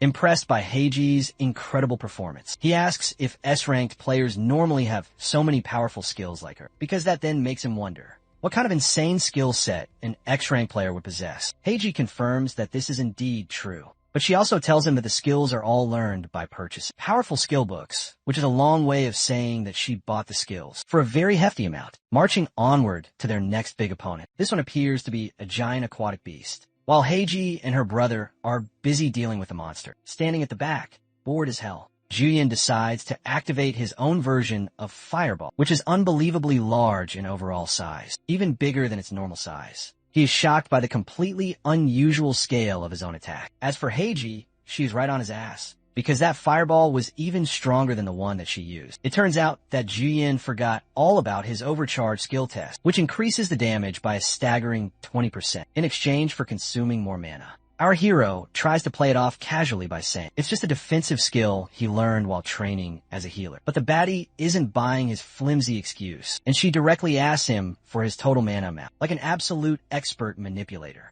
Our hero tells her that is a decent amount, when in all reality, it is a lot for the average healer. Thanks to his massive mana pool, he can use the very same Fireball strike at least 13 more times, which tells you everything you need to know about his massive reserves. However, he does not want to be overly aggressive, as his intended role is supposed to be that of a healer anyway. Her brother is not at all pleased, to say the least. The other players are also becoming suspicious of our boy's abilities, which means that he has got to play it safe and use his incredible abilities only when absolutely required. And speaking of which, a different party is out here killing the cute little slime monsters, a bowl cut looking, Dude wants them to keep focusing on the flying monsters instead. His friend is a little bit annoyed that they are busy dealing with these pathetic slime weaklings instead of dealing with the actual looming threat. So they just tell him to go and fight a big monster and to die like a prideful player instead. The entire system announces that the number of deceased monsters on the island has now met a specific requirement to summon the final boss at last. So the players are expecting to finish it all off quickly and to end this special field, or so they mistakenly thought, because the dude they're going to be facing up against is a gigachat called the Lord of the Sky Island. The party members are utterly shocked to see an angelic being descending from the sky, appearing as the most holy of existences. But do not take that appearance even slightly, because this guy is unbelievably strong as he activates the Sword of the Heavens, an attack that summons one divine sword for every monster killed on the island. It increases the damage output by 1% for each sword, and it also allows other effects as long as he remains on the island. This utterly overpowered skill is so troublesome because it is an area-based attack, unleashing a merciless barrage of swords down upon the players. It also reminds me of Gilgamesh's incredible ability from the Fate franchise. Anyway, Heiji's brother struggles to defend against the hundreds of swords. They're savagely piercing through the barrier's shield. At least he himself is protected, because the other players are all experiencing literal hell against the onslaught of swords. Even the tank is at his limits. It turns out that even by just blocking a sword, you get a powerful debuff inflicted on you, lowering all of your stats. This debuff has a duration of a full 10 minutes, which is far too long for their current situation. In the meantime, Ju Yin steadily heals him and turns his attention to the level 59 boss monster. Almost all of its skills are at a level of A, or even higher, and its base stats are unbelievably powerful, too, from the looks of it. Ju Yin's face tells you he has got some kind of grand strategy, but the strategy is actually pretty funny, because our hero literally says they should all run the fudge away while they still possibly can. The scene cuts back to the commentators on the forum who are dogpiling on the boss monster for being so damn powerful. From the looks of it, he took down 1,000 players all by himself. The same Sky Island has now turned into a desolate graveyard, and they all think there is no hope left for anyone with this terrifying boss around. The boss monster reappears after a certain amount of time passes, and different from the last time, one of its wings has now turned to solid black, but that only goes for its appearance, as the rampaging swords are the same as last time, pouring down on the players like a hellish rain, while it is literally raining down swords. They now also experience a horrifying second debuff, robbing them of their precious energies. Also, do you guys remember the cute little slime balls from much earlier? Yeah, well, maybe it was a good idea to kill all of them after all, because these creepy crawlies actually gave birth to some bitchless, bug-eyed monsters who slaughtered the players in their very weakened state. Seeing the video of this battle, Ju Yin finds himself quite alarmed. It turns out they escaped from their encounter just last time, and it turned out to be a very smart call. Based on the boss monster's unbelievable abilities, Ju Yin understands that he does not have any time to play around, especially with the powerful debuff of the boss monster kicking into effect. He is startled by a sudden incoming call from Heiji, who greets the famous healer and inquires if he tried to raid the Sky Island for a second time after they had left. But of course, our hero has not, since he is unprepared. However, it is not like they can just waste any more time either, because the special fields are affecting the entirety of their plan. The very worst part is, just like in Japan, the monsters from the Sky Island were beginning to evacuate the island and unleash their terrible wrath in the cities. This means that Seoul is in great trouble, and it will only continue to get worse from here. Heiji reveals that they have formed a large team to counteract the boss monster specifically, and she is very curious if he is going to be joining them or not. This is very pleasant news to Ju Yin. And so a few days passed, and the raid team gathered at the Grand Park, the very same location where our hero usually conducts his business. Some of the players that have gathered here are surprised to see so many big names in the assembled team. They have all come here for a grand meeting to discuss their plans. Seeing the popular hunters becoming a part of his new team, Ju Yin feels like an imposter among this extremely elite group, questioning his own worth. Also, he did not exactly come here wearing his usual mysterious robe, so he wonders if that is going to be okay. Heiji swipes her hand and warmly calls out for him, which is a breath of fresh air for our nervous hero, who is getting quite nervous around all of these strangers. Jian points out that he is just a pathetic F-rank player. So why does he get to be in a group of elite B-rankers? To that, Heiji reminds him that he may be an F-rank, but his healing abilities are far superior to that. She assures him that they are going to need all the help they can get on this incredibly dangerous mission. Speaking of which, the leader of the raid team finally makes his arrival, appearing before the entire party. Even Heiji is extremely excited to see this man, while Juyin is completely astonished to be in the presence of the number one guild's SS-class warrior, Lee Haesung. The leader starts off by suggesting they first assess the individual abilities of every single member before they talk about the grand plan to fight the final boss. That is why they're going to be doing a simple warm-up session for now. Heiji is all pumped up, and she hopes to get her sweet revenge from their previous encounter. Our hero, on the other hand, is completely shocked. The leader's order may seem incredibly cutthroat and straight to the point, but not a single person dared to object to his words at all. Looking at his back, this man is now simping for Haesung, looking as badass as hell. Jumping to the scene of the field battle, Haesung casually cuts down a whole bunch of lizard warriors, impressing Juyin even more so with his incredible talents. He quickly knocks some much-needed sense into himself, recalling that his own stats are so damn low that acting like Haesung would just straight up get him killed. The only reason that Juyin has been surviving for so long is all thanks to the elemental ring, amping up all of his stats. That is how he knows that sticking to his magic is going to do him wonders. At the same time, though, he lacks any real experience in holding a sword. Something about Haesung's powerful swings brings him both nostalgia and familiarity. However, he does not want to be so reckless, and he expresses that he should give up any thoughts of a direct physical battle until he can safely increase all of his stats. He is focused on just healing the injured for now. Not only that, but combat at this range is critically so dangerous. But deep inside of Juyin's mind, a powerful voice echoes from his forgotten past self, the one who vanquished the demon lord in the other worlds just now. Seeing Haesung swing his blade with such unbelievable finesse, his old forgotten self reminds him not to waste his precious, godlike skills by letting them rot. Staggered and completely speechless, Juyin stands there in his place, observing Haesung's SS rank skill, allowing him to absorb all of the stats of the most recent monster that he kills. The buffs then disappear after only 5 minutes, and additional stats are added if he can kill 10 monsters in a row. It also amplifies his magic power and agility by a full 10%, making this guy a damn force to be reckoned with.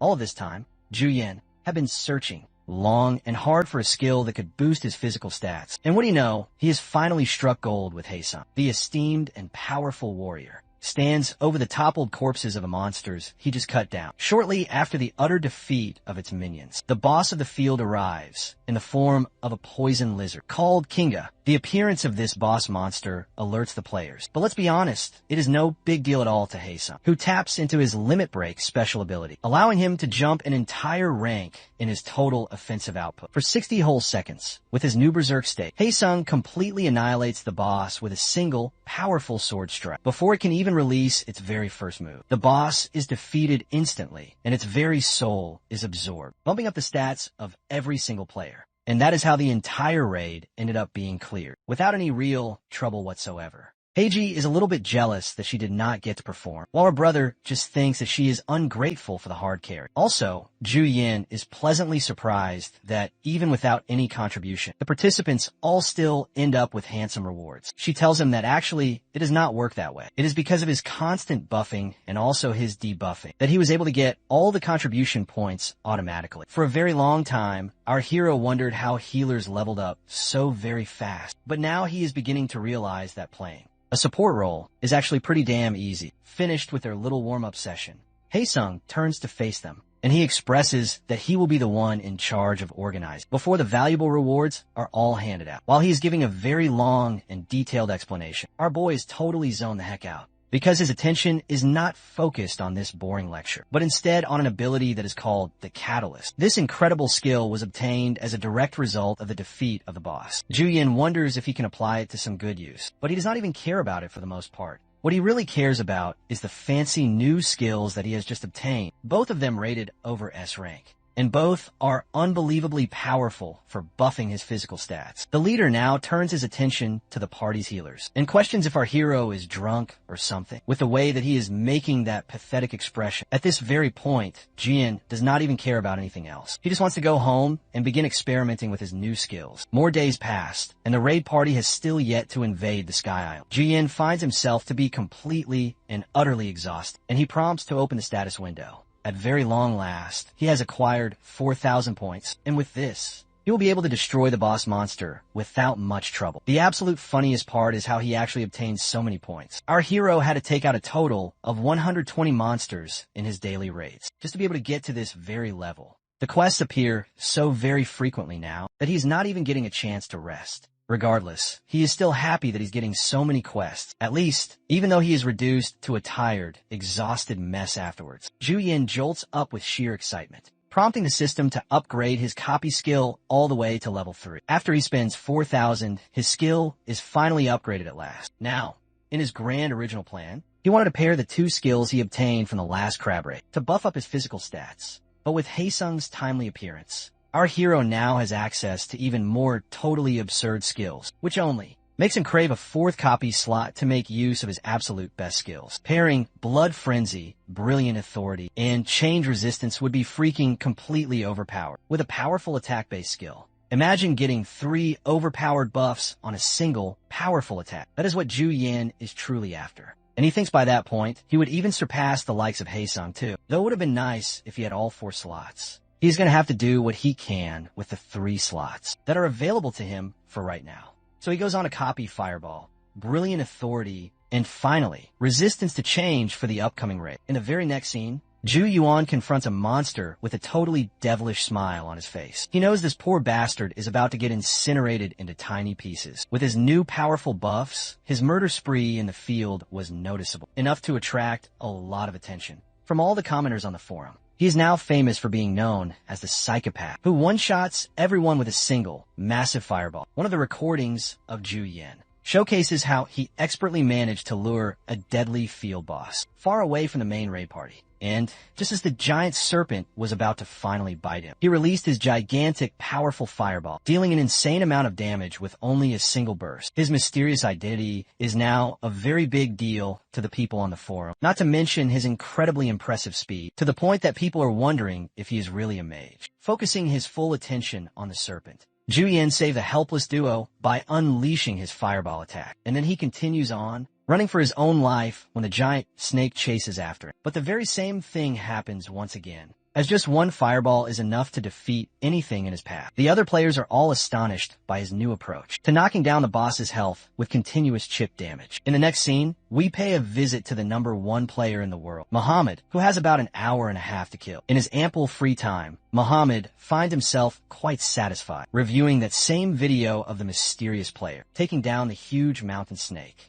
His assistant asks if he is worried about the infamous psychopath. Muhammad agrees, and he seems to be full of utter conviction that this mystery guy is actually Ju Yin himself. It has not even been that long since our hero received the powerful elemental ring from a man. And more importantly, that ring should not play a part in his overall stamina at all. So his incredible recent feats are based off of some other skills. Watching him fight, Muhammad thinks he is seeing a total professional on the battlefield who has a long and storied history of experience in real combat. The funny thing is, while he is absolutely glazing, our boy Juyin is shitting bricks while facing the mountain snake, even though he looks so cool in the eyes of all the other people, expressing his great interest in the Raider Guild. Muhammad has inquired for more information on them. His assistant explains that many sightings of them have been reported as of recently. Hearing that, he tasks her with the job of observing both Juyin and the mysterious Raider Guild very closely, because it is obvious that the entire world is going to notice him more. As more time goes by, and Muhammad definitely does not want the Raider Guild messing with the man he considers to be his friend. Speaking of the Raider Guild, their own boss is watching the very same video of Juyin taking down the huge mountain snake under his identity of psychopath. This means the Raider Guild is also keeping a very close eye on all of his activity, so he really needs to be careful. Juyin checks the latest social media updates, and he instantly gets all riled up when he comes across a certain video. His jaw immediately tightens as he begins to grind his teeth, clearly pissed off because he was the one doing all of the real grunt work. Yet, the ones who uploaded the actual video are the ones raking in all the revenue without having to lift a single finger. What makes it all worse is that there is not even a single frame in the entire video where his own face shows up, which only fuels his growing frustration and makes him begin to question whether his right to publicity even exists at this point in time. That is when a brilliant thought hits him just like a bolt of lightning. Why not just upload the amazing video himself? Wasting absolutely no time, he pulls out his phone, thinking about recording the footage with a clear new plan in his mind. This time around, he plans to monetize his own channel and earn that money himself. He even thinks up the absolutely perfect clickbait title to reel in all the views. Jian starts to daydream about how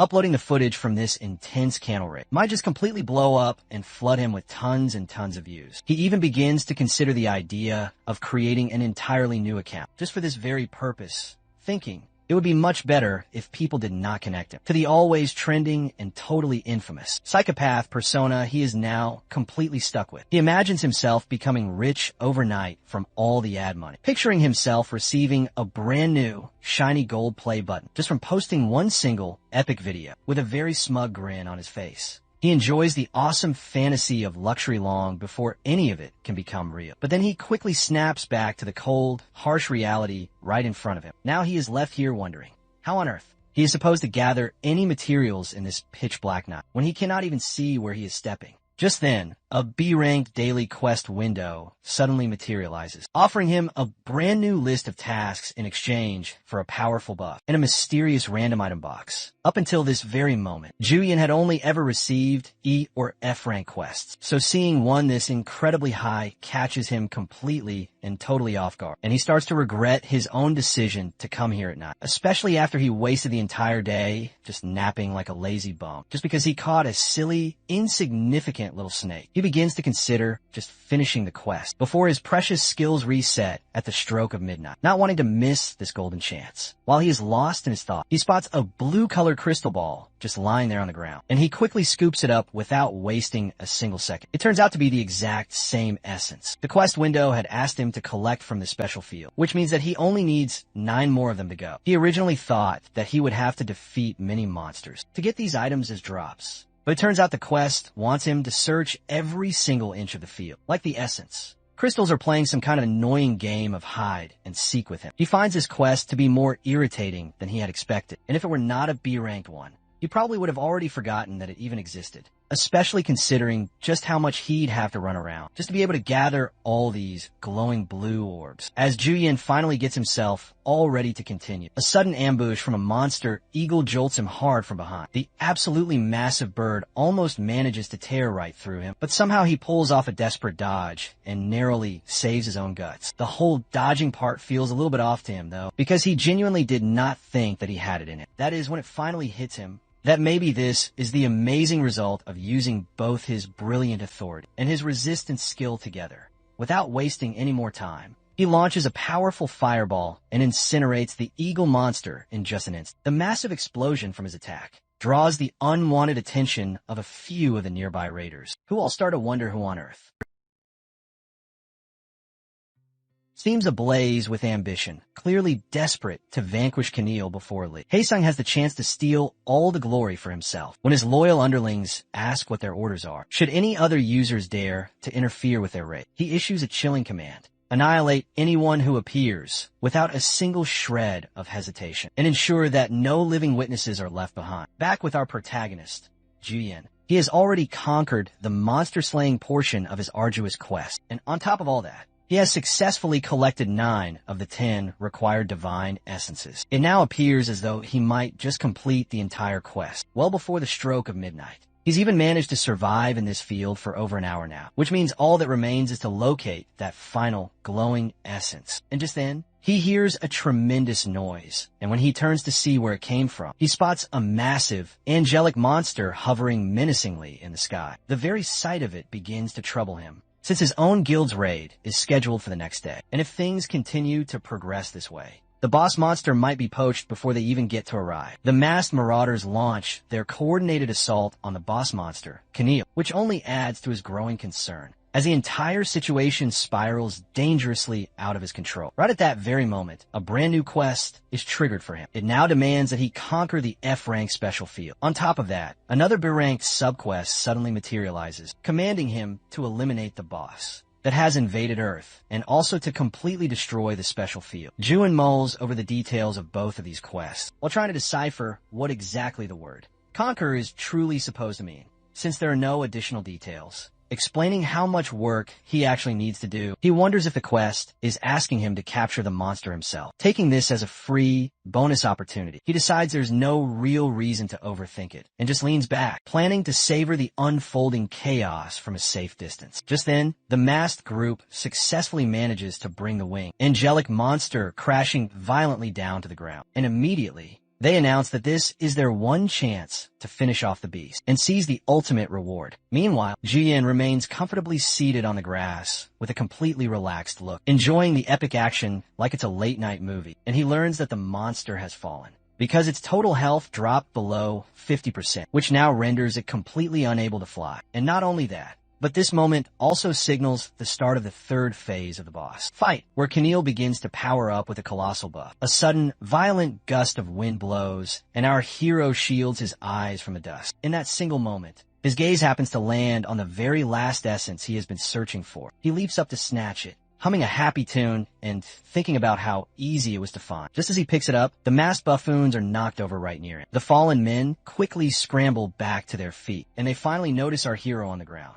They immediately approach him, demanding to know who he is. Then they assume he's one of their own comrades and urge him to get up quickly, saying they will need his help for the mages. Jian stands up, a fallen enemy's mask clutched in his hand, wondering who these very suspicious men are, and deciding to just go along with them for the time being. As he begins to walk away with them, our hero quietly thanks the poor man whose mask he just snapped. As he joins the mysterious group, his quest system pings, informing him that the quest has finally been completed, and the B-ranked quest powerful buff gets applied directly to him. While one of the users locks blades with the colossal boss and keeps it distracted away from the others, someone quietly bombards it from afar with blazing azure flames. Every single raider begins to wonder who could possibly be behind such wild, untamed magical power, while our hero feels downright devious about dishing out such massive damage from the safety of the sidelines and snagging all of the glory without ever putting himself at any real risk. He is stuck trying to figure out what to do with the unbelievably strong quest buff, since doing too little might make everyone suspicious, but going all out would throw him directly into the harsh spotlight. Still, he cannot deny just how much fun it is to absolutely dominate the so-called boss monster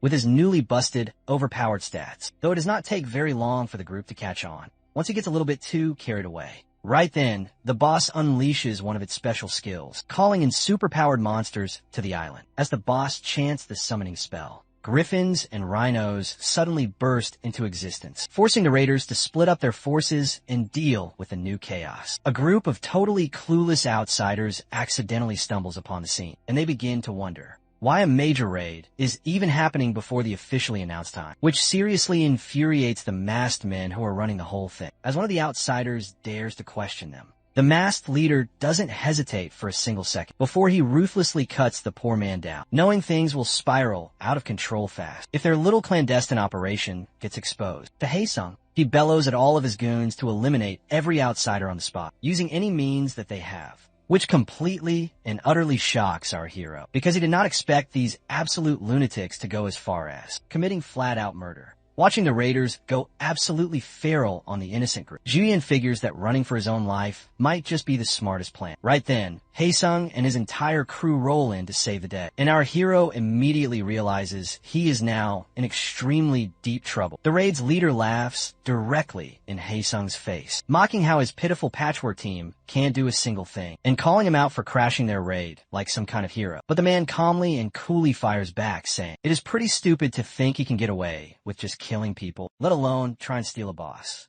With a grin that screams pure madness, he tells the psycho that nobody is even going to remember their names. Then he dives directly into the group of raiders, like they are barely worth even noticing. One of the men brushes right past our hero, casually telling him that he should move, before he starts to plan how to get out of this whole disaster. Right after that, the boss begins to attack everyone in its sight, and the raiders decide that their best shot at landing the final blow is to cripple their rival party by knocking out all of their healers first. as total chaos erupts all around him. Ju Hyun starts sweating harder than a league player in a final team fight, desperately trying to figure out a new way to bring down the boss before this entire situation spirals completely out of control. His frantic thoughts are suddenly cut short as Haesung charges straight through the human meat shields like a true killing machine, slicing down anyone who is in his way. Meanwhile, Heiji and her brother are busy clearing out the bug monsters when a raider tries to sneak up on her from directly behind her, just as he is about to finally strike. Blue flames suddenly burst around the NPC and incinerate him before he can even land a single blow, leaving Heiji completely frozen there in awe. She turns to look at the robed figure standing behind the fire, realizing that he is the one controlling those graceful yet deadly flames. And when her brother rushes over to check on her, she tells him that the mysterious man actually attacked his own team just to be able to protect her. At the same time, the clock creeps ever closer and closer to midnight, while our hero dodges his way through Haesung's entire party, sprinting like Sonic himself as he tries to stay alive. The clock finally strikes the hour of midnight, and Ju Hyun instantly whips out his phone to copy the next skill. Meanwhile, the composed knight is still battling the monsters like a total boss. And as that happens, Ju Hyun activates his new powerful buff and casually points a single finger at his enemies, launching a fireball that explodes like a truly raging volcano and turns the monsters completely to ash, leaving Haesung completely and utterly speechless. Watching that, the raid's leader clicks his tongue in pure frustration, and he reluctantly teams up with Jian to take out the rest of the trash. The mobs are covered in a powerful flood of buffs. Jian goes absolutely wild under the full effects of his blood frenzy skill that boosts all of his stats with every single kill, and he finally fires off one last scorching fireball at the boss, slamming it into a very deep sleep. The massive blast scorches everything in its wide path, and the raiders cannot help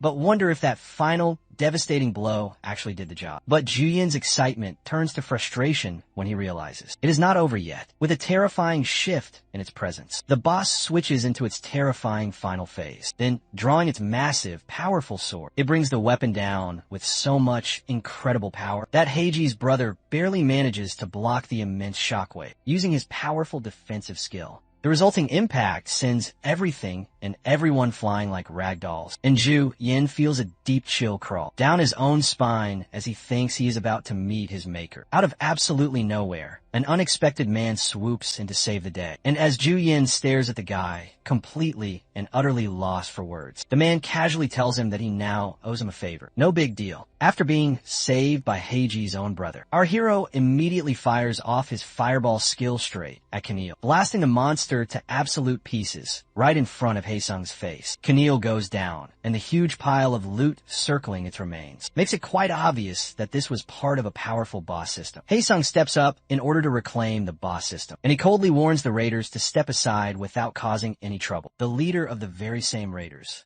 who had been aiming to snag the boss monster for himself, argues back by reminding every single one of them that nobody, in their right mind, would ever underestimate how truly powerful their own mage really is. Meanwhile, Juin gets a notification that says the main quest has now been cleared, and he's about to be teleported to the main tutorial field, where he'll get to pick his just rewards. The raider guy is now staring at him, feeling like Jian looks quite oddly familiar, but still cannot figure out who he actually is. And just then, our hero casually slides in and grabs the main reward from the boss monster. By the time the masked raider finally realizes that the man right in front of him is the now infamous psychopath, Jian has already snatched the grand reward with a huge grin, proudly proclaiming that since he was the one who took down the monster, the dropped item now obviously belongs to him. The masked man and Haesung both rush forward to grab the item, but just before they can even reach it, Julian's system activates and finishes the quick teleportation, leaving every single person behind, fuming with pure rage, fully aware that they have just been scammed. Once he arrives in the grand tutorial field, Jian begins to wonder if he really did just pull off a scam on all of them. Just then, a massive flood of system notifications explodes in front of him, completely and totally overwhelming our hero. He tries to figure out if these are all just reward alerts, but before he can even begin to read them, a tiny little fairy suddenly appears and introduces herself as Ego. She explains that she is his official tutorial assistant, and now that he has completed his very own main quest, it is now her job to guide him through the rest of the tutorial. Our hero starts to feel quite anxious and argues that no one ever mentioned a single thing about a brand new tutorial assistant. Then, He begins to wonder if this might be something exclusive to an event that is tied to X-level unique traits, just like his. The tiny fairy, Ego, politely asks him for permission to begin the reward collection process. And once he agrees, she brings up a brand new panel, labeled as the choice for a detailed trait upgrade. She then goes on to explain that these trait upgrades work just like second-class evolutions, and that using one will greatly enhance a person's current abilities by adding new, detailed traits directly to them. She then reveals the complete list of abilities that Jiyin currently has, and she asks him to pick one to upgrade. Our hero begins to think it all over, and he first considers leveling up his unearned income skill, figuring that it might boost the SP he can earn from a single task. But then he realizes that he is still way too weak, and begins to think about what could have happened. If the raid took place before midnight, and his skills had not yet reset, he might not have even stood a single chance at defeating Keneal. Taking everything here into account, he decides that boosting the number of his available skills will be the absolute smartest move to make right now. So he picks the sample for skill copy, and he ends up giving it a truly major upgrade, even though he feels a bit let down that it gets reduced to 2 parts. The simple fact that he now has 4 copies available to him per day completely lifts his spirits. His eyes light up with pure excitement as he wonders if there is any possible chance he might just get lucky enough to eventually push that number all the way up to 8 copies instead of just a meager 4. Ego then asks if he would like to check the rest of his unclaimed rewards, and our hero agrees right away. From the random item reward box, he ends up getting a powerful sword that unleashes fiery explosions, as he ends up with yet another powerful fire tribute item. He gets very annoyed by how everything he receives somehow always seems to tie back to fire. And of course, this brand new sword is no different. Then comes the Skill Master reward box from the main quest, which finally lifts up his mood with a generous amount of SP it has granted to him. But the great surprises do not stop there. He also unlocks an additional new reward that adds a new sub-trait to one of his many abilities. And this time, he gets an extra row of options to choose from. Riding high, he quickly checks the powerful item he got from the boss, feeling fired up to see what kind of loot it will turn out to be. And lucky for him, the item turns out to be an SS grade, Keneal's Cursed Necklace, granting him an absolutely massive stat boost that leaves him totally stunned. He starts to think that if the boss drop itself is this insane, then the boss's skill must have been even more utterly terrifying. Out of pure curiosity, he checks it, and sure enough, he learns that if the boss's HP had dropped below 10%, the fallen angel would have gotten a complete health restore, along with a 50% stat increase, making it flat out impossible for Jiyin to take him down all alone. That is when he notices his SP has crossed the 20,000 mark. So without wasting any precious time, he starts pumping it into his abilities, beginning with the sample for his safety skill. He keeps on investing those valuable points one after another, growing even stronger and sturdier with every single upgrade. And once he is finally done with all of it, he drops flat on the floor, completely satisfied and so exhausted, knowing there is nothing else left for him to take care of for now. Just as he lies down in order to catch a quick break, Ego casually drops the massive bomb that the real tutorial is only just about to finally begin. She then asks him if he happens to remember the final line from the main quest. Jiyin thinks way back,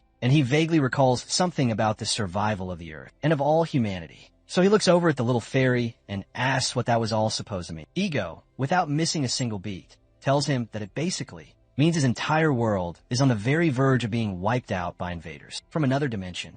Back on the Earth, a squad of soldiers stands firmly at the portal gate to keep a close watch. After the massive raid finally wraps up, Haesung stands before a sea of reporters and tells them all that his party took a very serious beating from the raiders, who swooped right in and stole their hard-earned boss. He adds that at least the boss monster was taken down, even if those complete nut jobs managed to escape after they had landed the final blow. One of the journalists pipes up and then asks what the boss had dropped, and Haesung replies that it is definitely something that boosts player stats. But the constant, endless nagging for more details begins to grind his nerves. So he turns around and tells the very nosy crowd that he has got nothing else left to say. Kicking back in her own apartment, the Fire Lady watches the live broadcast on her personal phone. Her brother casually says that the mysterious guy who jumped in to save her would probably be splattered all over like a pancake by now if he had faced Haesung in a one-on-one battle. Meanwhile, she is dialing up Jiyin, trying to sniff out the complete truth about our hero. Because while the wizard's robe might have been basic, a fireball powerful enough to one-shot the entire boss definitely is not something just anyone can possibly pull off. She completely ignores her own brother as the call finally connects. Then, she greets Juyin with a very cheerful hi and straight up asks if he is the mage who saved her during the raid. He tries to shake her off and to keep things on the down low, but the fire lady shows that she is pretty damn sharp by pointing out that she recognized him by his own gear and his pathetic beta male physique. Still playing dumb, he very casually tells her that she did not even show up to the raid in the first place, and he apologizes for not being able to help her out with such a dangerous mission. He then throws Heiji and her brother for a complete and total loop by saying that he has been gooning in the bathroom this entire time, and he tells them that he is hanging up. Back at his own place, he finally relaxes just a bit, knowing that she probably will not be blowing up his phone again anytime soon. For now, he gets a short break from the nonstop calls from his totally out of his league new crush, and his mind begins to drift back to the tutorial world where that endlessly nagging voice kept on popping in his head, constantly reminding him that the world is under a great threat from monsters invading through all of the other dimensions, and that it is his solemn job to save it. She went on to say that his skill, Master Power, is a uniquely broken ability, gifted to him by some heavenly beings for the very sake of this mission. Still completely clueless about the really big picture, he asked her why he was the one chosen in the first place, and whether he had any sort of connection to the divine. But it did not take long for him to realize he is just a total goofball with absolutely nothing special whatsoever going on, and the voice simply told him that he should stop overthinking things. She explained that he is a special user who has already slain countless beasts, and he has earned huge rewards while doing so. Then, with a very weirdly serious tone, she dropped the hard truth. He does not actually get a choice in any of this, as he asks what she is even rambling on about. The voice calmly replies that he is not some big deal or some hot shot, but he simply happens to carry the divine shards as the one hero who was chosen to save the world. And how he decides to use that overpowered skill is entirely up to him. After she laid that out, she asks whether he wants to just settle down and abuse his busted skill for some really easy gains, or to take on the heavy responsibility of saving the world for the much greater good. In the end, she simply tells him that being a hero does not mean he has to pick the hard road, and the final choice is his and his alone to make. Back in the present day, Juyin thinks that all that world-saving stuff is way above the mental pay grade of a beta loser like himself, and the thought of eating some crispy chicken with a cold beer after a hot bath gets him way more hyped than any kind of heroic destiny ever could. Meanwhile, back at her own place, Heiji is absolutely thrilled to finally confirm, without a single doubt, that the mysterious robed mage is none other than Juyin himself, because everything about him seems to line up perfectly with their unhinged, fire-slinging maniac. Her brother watches her quietly, as she then insists she cannot be completely sure until she meets him face to face. He asks his hot sister why she's obsessing over such a loser, like she's some teenage girl, pointing at the part that says that the mage is S-rank. She flashes a wide grin and explains that users like them, who fight in the S-rank fields, could die at any time. So, if she wants to be able to rise to the top, she will need that psycho mage by her side in order to get there. That doesn't exactly shock him, and with a very tired sigh, he mutters that he is sick of having to deal with his annoying little sister. He then tells her that if she actually wants to live long enough to become the number one, maybe she should finally stop diving headfirst into everything, like a complete and total madwoman. But she just ignores him again and does some quick math, trying to figure out what kind of guy Juyin truly is. She then predicts, with full confidence, that he will be heading to the D-rank spider cave next, making her brother just stare at his sister, who is high on copium. The very next day, his expression is completely dead flat, as he watches Heiji casually chatting with our own boy, who has just shown up in order to sell off his loot. Without missing a single beat, she tells him to cut the whole act and to come clean, saying that she knows every last little inch of him. Ju-hyun tries to play it all cool, insisting that he is just a friendly neighborhood healer, and that is all there truly is to it.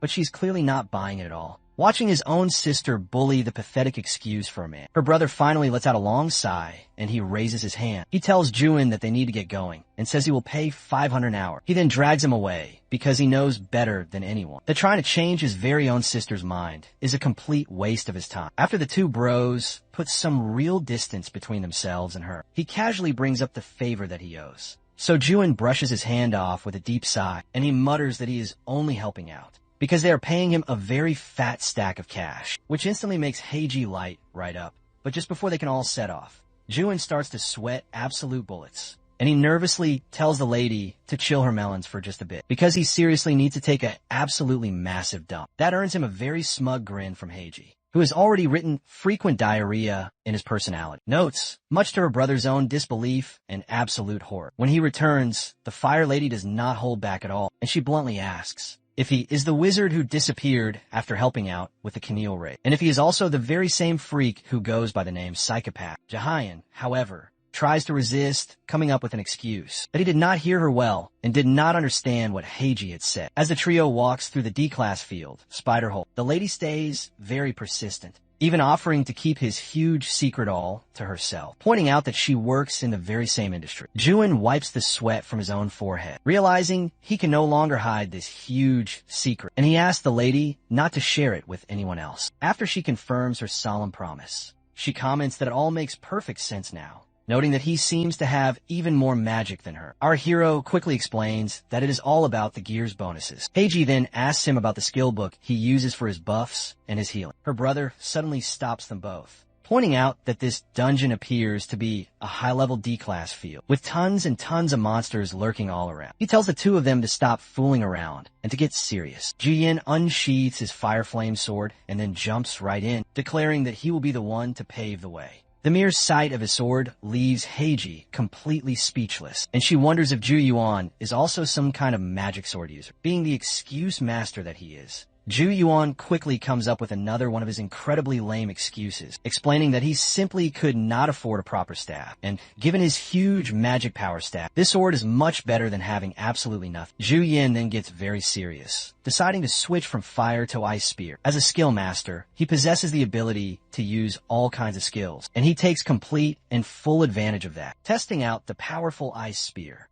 On top of all that, his skill master status lets him combine all of his various abilities, so he pairs his positioning skill with a deadly ice spear. This powerful combination imbues the very icicles with a deadly poison, and they strike down a very fair number of the spiders. Our hero then activates his own catalyst skills, which greatly amplify the terrible effects of his poison, turning it into critical poison once the stack has reached 3. Although not as powerful, this ice magic is not half bad, and Juin realizes that he can use it to avoid being caught. Heiji cannot believe her own eyes, and she asks Juin if he was not a fire mage just a minute ago. Juin, however, does not give her a proper or straight reply. Later, the trio is sitting together in a cafe, enjoying their fine meal, while Juin sits there looking very gloomy. He had wanted to simply run away as soon as the hunt had finished. His mind begins to drift back to what happened inside the dungeon. There, he had dealt a ton of damage to the boss monster with a single shot, and he ended up absorbing all the souls of the powerful field boss, the Queen Spider.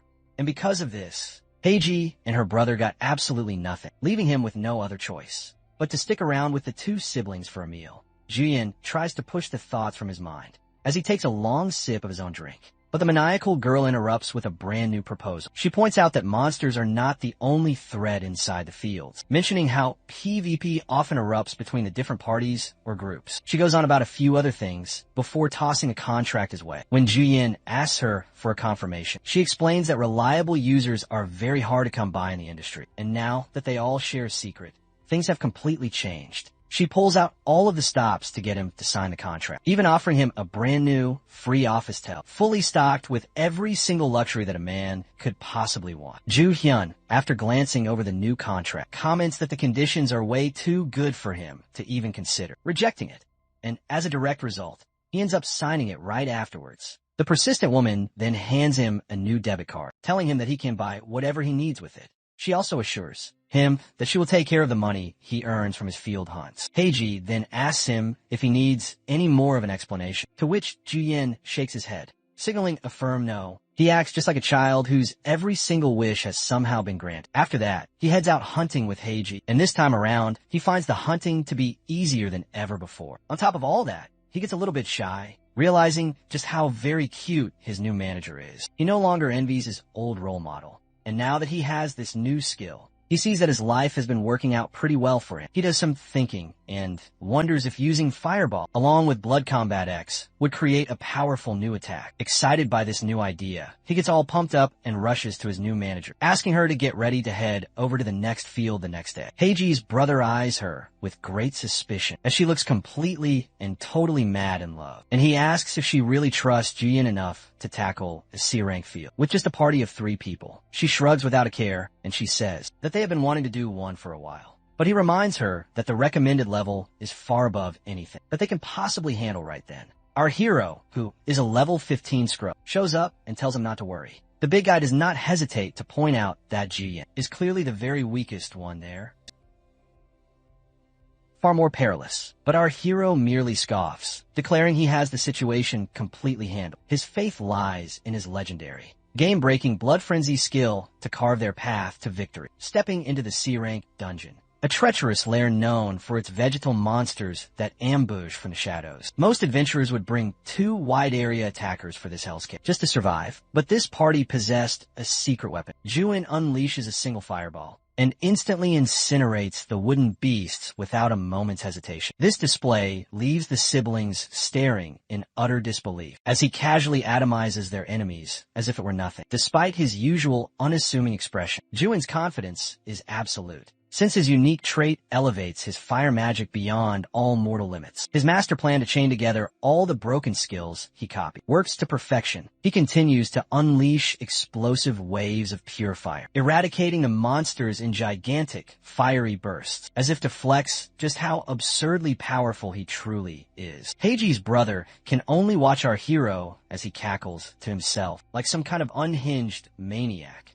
And Heiji can only look on with that same expression of disappointment as he nearly loses control in the middle of his killing spree, acting as if he's the absolute coolest man on the planet, while he is completely lost in the euphoria of his fire spells. A discount James Bond type watches from a distance, his eyes fixed upon him. It becomes clear that the man is live streaming the entire event to a monitor located somewhere else, and he calmly confirms to his superior that he has eyes on the target. As it turns out, the figure watching through the stream is the actual raid boss himself, and the moment he lays eyes on the man who interfered with him, a truly wicked grin begins to spread across his face, as if he has waited an eternity for this very moment. Meanwhile, Jian continues to steam roast monsters from left to right, leaving behind gleaming piles of loot like a trail of shattered dreams. Walking over the smoldering corpses of his foes without a single care, he casually collects the drops and lets out a triumphant laugh. He is amazed at just how quickly his level continues to skyrocket. Out of nowhere, he spots a silvery, gleaming object on the ground and yanks it out with a massive grin, not even bothering to check if it's a valuable item or just some trash. But the entire vibe shifts in an instant, as the horrifying realization dawns that he is clutching what appears to be human remains, and he lets out a blood-curdling shriek. It's so loud that his voice practically echoes all the way to Heiji and her brother, watching him freak out so spectacularly. The two of them rush over and ask if he is alright. He frantically explains that there is a whole corpse right here, and that maybe he had accidentally just outlived somebody. Taking a much closer look, however, Heiji goes full Sherlock Holmes mode and tells him to calm down, because the skeleton looks far too clean to be a fresh kill. She deduces it's probably just a user who was looted completely clean, since there is no armor or any weapons left behind. After she says that, she casually suggests they should wrap things up and get out of there quickly. Her completely laid-back attitude totally throws Jian for a loop. Wei gives her a very confused look. She explains that murder inside of dungeons happens all of the time, and the truly worst part is that no one can ever truly prove it. Surprised by how much she appears to know about all this stuff, he straight up asks if she has ever been attacked like that before. She flashes a sly grin and says she not only survived it once, but that the man who had tried it was actually from her own party. Back when they were all out hunting together, the man suddenly ambushed her from behind, trying to steal that one special thing. And unlike with monsters, it is nearly impossible to tell when a human teammate finally decides to turn on you and try to rob you completely blind, trying to shake off the tension. She jokes about how incredibly hot she is and says the guy was probably after something a bit more personal than just her equipment. Then, she casually admits that it was actually her first time ever in a living. Someone, Heiji's brother, just stares at her there in silence as she just shrugs with a warm smile and jokes that creeps like that absolutely deserve to get roasted. So it honestly did not bother her very much when it happened. At the very end of it all, she tells Juyin to keep one eye wide open when he sleeps, because there are way too many crazies out there and says that he should lean on her handsome brother for his backup. She's completely unaware that Ju Yan's insane physical stats leave her own brother in the dust. With a very smug look on his face, Juin boasts that he would not go down to anything less scary than Keneal, and she just chuckles, while giving him his credit for at least having the guts to say that. Right as she says that she's being serious, though, a tiny pheromone bomb suddenly drops down right near their feet, and it lets out a huge puff of intoxicating gas that instantly leaves all three of them wobbly and incredibly weak in the knees. Right after that, a giant swarm of terrifying tree monsters starts closing in, so Shield Bro leaps forward to protect the entire group like a proper tank. But as fearless as ever, Ju Yin completely ignores him, and he charges straight at the monster's head on, like a total boss, shouting that he has got this under his control. What he does not know is that budget. James Bond already has his powerful crossbow locked in, with a deadly bolt lined up that has practically got Ju Yan's name on. Not long after that, the deadly bolt fires, and our hero's spidey sense kicks in just as it makes direct contact. But instead of piercing him, the incredibly thick steel arrow hilariously just bounces off of his skin, like it had just hit a solid brick wall, as the siblings both scream in a panic. Ju Hyun stares at the pathetic, failed assassination attempt, and he bursts into a fit of laughter, mocking his would-be hitman for thinking that he could take down his rock-solid body with such a truly pathetic excuse for a weapon. That triumphant laugh does not last, though, as a nasty combination of stun, slow, and pain debuffs hits him all at once and shuts him down fast. Dropping down to his knees, he groans in terrible pain, while the siblings both stand completely frozen, watching him collapse in absolute, unending agony. And the shady man in the distance starts to grin very wide, savoring the single moment he has been waiting for all this time. Ju Hyun gets violently slammed into the ground, and Kim Hae-ji rushes to help him, casting Fire Spear to drive the huge monster back. It burns to a smoldering crisp, but more of the monsters start charging in, making it very hard for her to fend them all off, while also trying to protect Ju Yin.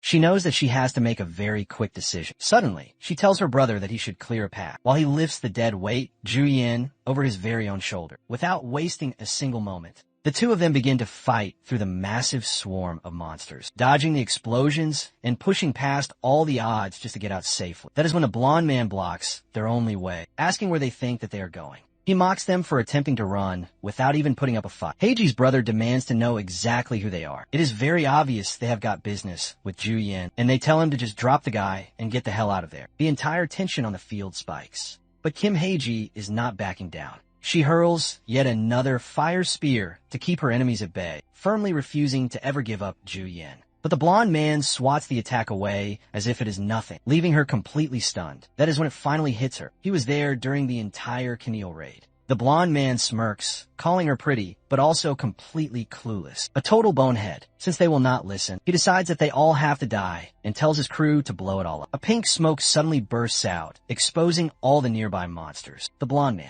gloats about how they cannot just keep on using pheromone bombs too often. Now, new waves of monsters start charging at the trio, but that does not stop them from fighting back. In the middle of all this, Ju Yin, still unconscious, feels a very deep, agonizing pain. His body refuses to move, and his skin is burning like it is on fire. His mind is in a complete fog, wondering if this is how he truly dies, with no clue what is even happening around him. Right then, Ju Hyun's eyes suddenly snap open to a very horrific sight. Kim Hae-ji and Hae-ji's brother have completely wiped out the entire swarm of monsters, but they are both covered in very heavy wounds. Ju-young cannot make any sense of it, and he barely manages to ask why they would go so far, just for him. His mind then flashes back to when Kim Hae-jin told him that he should hide behind Hae-jin's brother if things ever got dangerous. As Kim Hae-jin notices him finally waking up, she asks him if he's able to walk. But Ji-young, brushing that all off, instead makes a very shameless request. He asks them to keep all of this a total secret. The blonde man sarcastically praises how well they all managed to hold their own ground while they were dragging around that good-for-nothing jerk, Yu-yeon.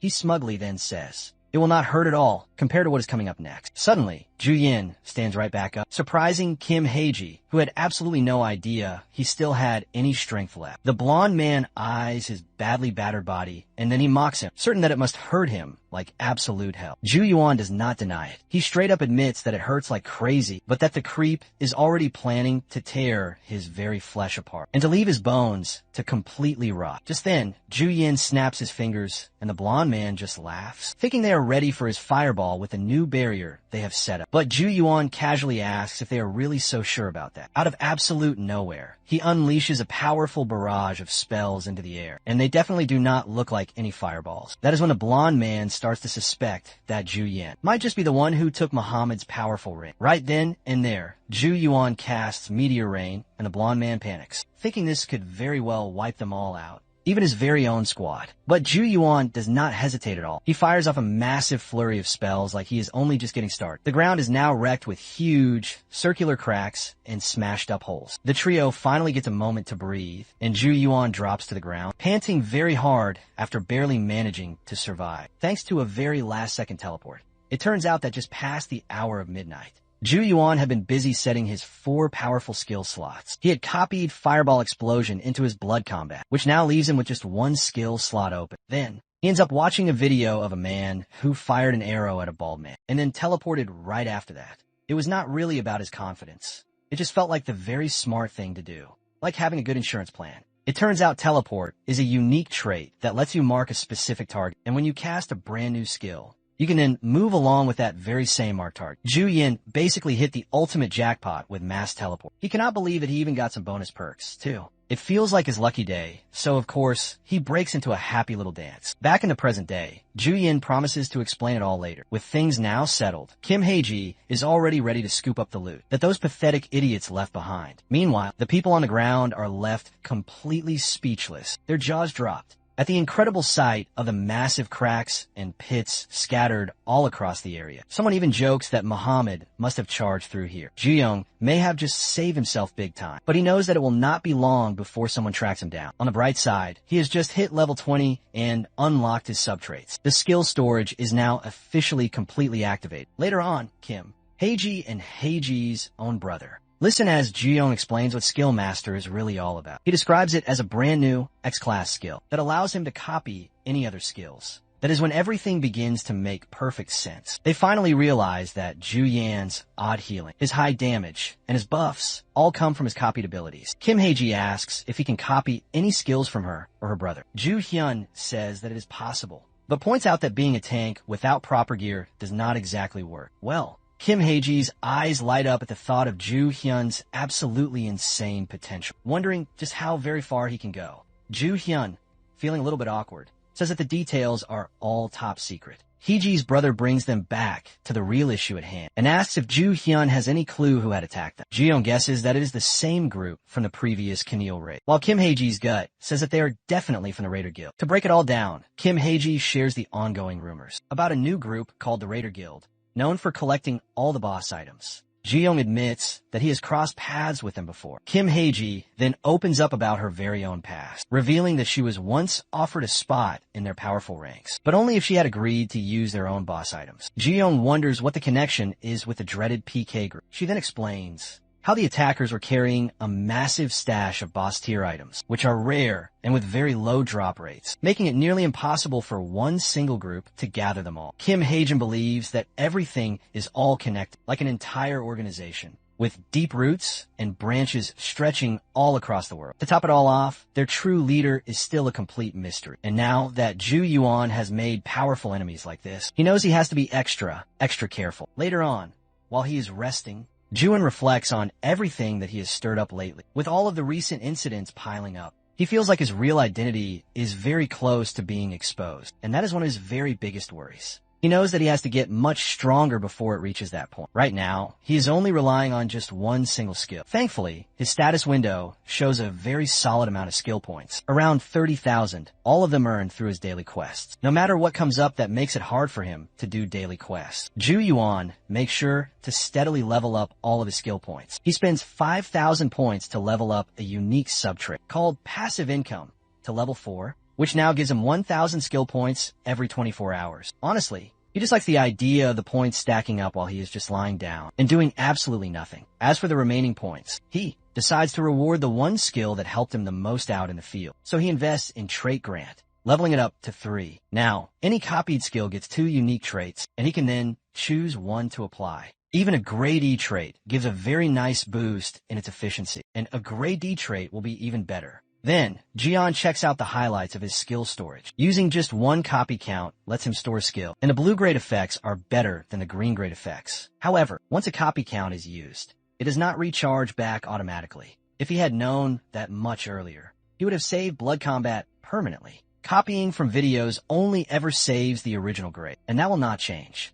Still, Zhu Yuan knows exactly which skill he wants to permanently store, and that is resistance to change. Once it is copied, he gets unlimited use of it. Now he has got resistance to change, Radiant Power, and Blood Combat on his list. He plans to keep on rolling until all the skills rank up through a copy. He also decides to take a few days of well-earned, needed rest. But that plan does not last for long. Muhammad catches up with the trio, and Jiyoung has no idea why he is here. His retreat time gets cut very short by the surprise visit, and it turns out Muhammad came looking just for him. Muhammad mentions how Jiyoung's psycho antics have now become pretty popular and have stirred things up, but they have all handled it, so there is no need to worry. Kim Hae-ji pushes for the real reason behind this important visit. Muhammad says that he wants their thoughts, confirming that the attackers are a part of a global scale group, the Raider Guild, and he is already at war with them. That is how he got his hands on some intel. The Raider Guild is currently gathering at the Ganjiam Resort ski field to search for a hidden treasure that was left behind by their leader. He cannot help out directly, though, because his movements always attract too much attention, which makes this entire mission extra risky. His secretary then cuts the meeting short, and Muhammad leaves the final choice up to them, if they wish to stay safe or to go and wipe out the enemy. Two teams have now lined up, facing each other, when suddenly, out of nowhere, a hand pops out. It turns out to be a very gorgeous lady, and she is holding what looks to be the tail of the red dragon. In a flash, the man excitedly welcomes a Miss Lin Xiao, but instead of a simple greeting, she flicks his forehead with a very playful smirk, sending him flying like a rocket straight into the far wall. She casually calls him a complete dumbass and tells him his intel was way off. Apparently, the former guild master is now dead, which makes her the brand new head of the Raider Guild.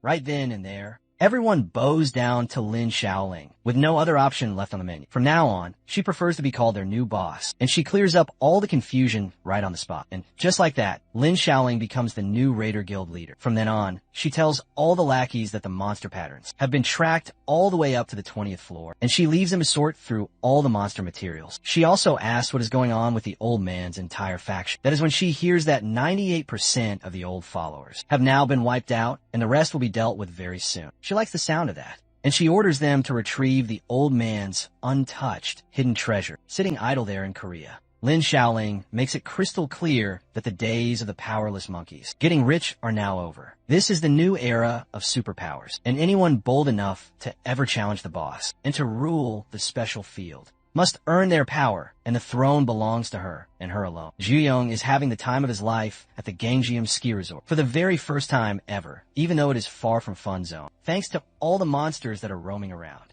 The snow now stays frozen all year round, and the constant, powerful blizzards and the icy roads make it hard to move, which has hurt the place's entire reputation. Kim Hae-ji just wants to get the job done, so they can enjoy it for a little while. Hae-ji's brother thinks that it is foolish that only 3 of them came. Kim Hae-ji suggests heading back to the Raider Guild, and she casually reveals that she sold the boss item under her own name when they disposed of it, making her a direct target just like Ju Yan. Hae-ji's brother is clearly very annoyed that they are the ones handling things, but Kim Hae-ji tells him that he should relax, reminding him there are 3 veterans who have been through plenty of crap. Ju Hyun is shocked that she called him a veteran, but she backs it up by pointing out how he survived both the boss raid and the terrifying PK group attack, saying that earns him a much better title. As they move toward the very same field, she leads the way, only to have members of the Enjoy Guild block them off with some very direct threats of death. Kim Hae-ji asks if they are with the User Association or if they have any right to claim an open field, but the bonehead tells her that she should get the hell out, saying this area is now under their complete control. That completely ticks off Ju Yan, who thinks that even if he is not a hero, he should at least protect what truly matters to him. The bonehead then mocks Kim Hae-ji, telling her to come and hug it out, and promises to soothe her very gently, which hits a very sensitive nerve. Hae-ji's brother has now had enough, and Ju Yan loads a new fireball into his hand, furious that the jerk dared to point a sharp sword at him, wishing that he had the sheer strength to break. The fireball catches every single person's attention, and they quickly realize exactly who he is. The infamous psycho, backed by 2 rogue veterans and a massive tank. Ju Yin, not planning to sit around here, decides it is now time to show what real control looks like. The Enjoy Guild's goons begin to start shaking, mumbling that their guild had come in here first. But But Zhu Yuan does not care. He hurls the fireball straight at them, catching them completely off their guard. They cannot believe the crazy psycho actually just threw it. Jahayan glares at them, warning that if they ever come at him again, they are as good as dead. Kim Haejin and Haejin's brother both notice how very different he now looks. Sharp, confident, and straight up completely dominant. But just as they say it all out loud, Juin's usual goofy self kicks right back in. Even, he feels very weird about making direct threats, joking that blackmail might be a little bit more his style. Inside the field, the monsters begin swarming the Enjoy guild members, who have been profiting by controlling this entire area. Suddenly, a fireball from out of nowhere scares the hell out of them. A man in a white cloak steps in and introduces himself as a hunter. The Enjoy guild's jerk claims that the area is now off limits to any outsiders, saying that it is already packed with level 40s, and he suggests checking out other fields. But the man in white wants to see who actually gets pushed out. His entire group storms the field, cutting down their enemies and carving their own path right forward. Green Hood then apologizes for not realizing how the Enjoy Guild was truly running this place. The man in white orders them to split up into 2 teams, to search for and eliminate any threats without any kind of interruption. His main goal is to reach the deepest and the highest part of the field, to find the imitation bracelet. Juyeon and Kim Heeji are over the moon, totally hyped to finally be at the ski resort. Meanwhile, Heeji's brother stays very grounded, and he reminds them to focus on the real issue. He lays out the very main point, that the Raider Guild is not just some random group of amateurs, and if they want to get ahead of whatever is coming, they will need to hit first with a powerful, preemptive strike. Moreover, they still have no clear way to tell the main difference between the Enjoy Guild and the terrifying Raider Guild. That is when Ju Yin points out that the Raider Guild is all about their treasure hunting and would not care much about the monster experience points. That one little detail sparks a very mischievous idea in Ju Yan's head, and a sly, cunning grin starts to form on his face. Meanwhile, at the very same ski resort, someone tosses a brand new pheromone bomb, and the entire area fills up with a thick, pink smoke, catching every single person off guard. In no time at all, a huge wave of monsters starts rushing in, charging straight at the people like in completely unstoppable tide. On the other side, Zhu Yin and the others all witness the chaotic scene as it unfolds, watching the majestic yet terrifying sight from a safe distance. Zhu Yin picks up on the very idea right away, remembering how those very rascals once used the pheromone bomb skill on them. And now, he is pretty sure it must suck to be on the receiving end. This time, he watches the chaos unfold with a very smug look, feeling just a little bit of sweet satisfaction. Still, Heeji's brother points out that there is no solid way to confirm if they are actually the raiders. But Juin explains it like he is teaching the big guy a lesson. If those complete fools downstairs do not run from a swarm of monsters, and they still hold their ground, then it can only mean one single thing. He breaks it all down. Whether they are a party focused on just farming experience, or they're chasing something important enough to take the huge risk. Kim Heiji adds that judging by how they're using their own skills, each one of them is way above the recommended level for this area. Heiji's brother finally gets it. If it is not about the experience points, then something else is definitely keeping all of them there. Knowing their true goal is not the monsters, they decide to follow them and to throw in a little bonus before they leave. So Ju Hyun tosses a bomb into the entire mix, while Kim Hae-ji quietly wonders if Ju Hyun had just always been like this, or if something about him has truly changed. Meanwhile, Green Hood asks for the location on his map, heading straight into the deep cave. Ju Yuan hits the jackpot when his crazy scheme actually works, to locate the Raider Guild's entire group of freaks. It turns out, Ju Yuan has been storing something very special just for moments like this. But amidst all of this, he feels something is off, planning a truly massive ambush for the people who would try to kill him. He does not understand why he feels so completely calm. Suddenly, Kim Heeji checks in to see if he is alright. Juin eases all of her worries, knowing that they cannot afford to waste any time being lost in their thought. Afterward, he realizes he never expected monsters to have such a great knack for showing up uninvited. Volunteering for recon and for hiding here turned out to be a great choice. His lackey then agrees, noting there were too many people at the start to carry just one item. No doubt, the mobs got arrested. All of a sudden, everyone is caught off guard by a surprise crossbow attack. Arrows fly through the air, and a man demands to know who they are, frustrated because even though he had dodged, he still got hit. It turns out, Ju Yin shot him with the bow of weakening, a powerful weapon that applies both slow and pain for the next 3 minutes. And it even stuns the target for 1 whole minute. If their health ever drops to 30 or even below, Ju Yuan figures this man's health is still above 30, but he is more than happy to let him feel all the debuffs, now planning to beat him down and to finish him off. Once his health finally hits 0, This dude is now freaking out, begging Ji-Yin to stop, but that is not happening. Afterward, Green Hood's squad checks in with the main recon team, asking them if there are any problems. But they report that they have lost contact with the folks at the entrance, like someone had attacked them from out of nowhere. So Green Hood then takes charge, alerting everyone to protect the treasure at all costs. Just as they all rush in, Kim Hee-ji unleashes her firestorm, possibly torching everything that is near her. Then, out of nowhere, the entire place blows up and thunder strikes come crashing down, hitting the blonde man specifically. Just then, someone screams that the tanker has now been neutralized, and Green Hood immediately orders all of his men to take down the mages, before the paralysis finally wears off. Even so, he is still sending his own squad in to deal with the situation. With no tanker left, Ju-In steps up to show them they are not just some pushovers. Out of the blue, he pushes in even more power, deciding to break his own limits by calling on radiant power. Suddenly, a blue window pops up to apply a brand new, random buff, boosting all of his stats like crazy. Green Hood finds Ju-Yin's constant use of his fireball pretty foolish, and he is damn sure that Ju-Yin is nothing in front of his mighty shield, thinking a ranky move will not cut it.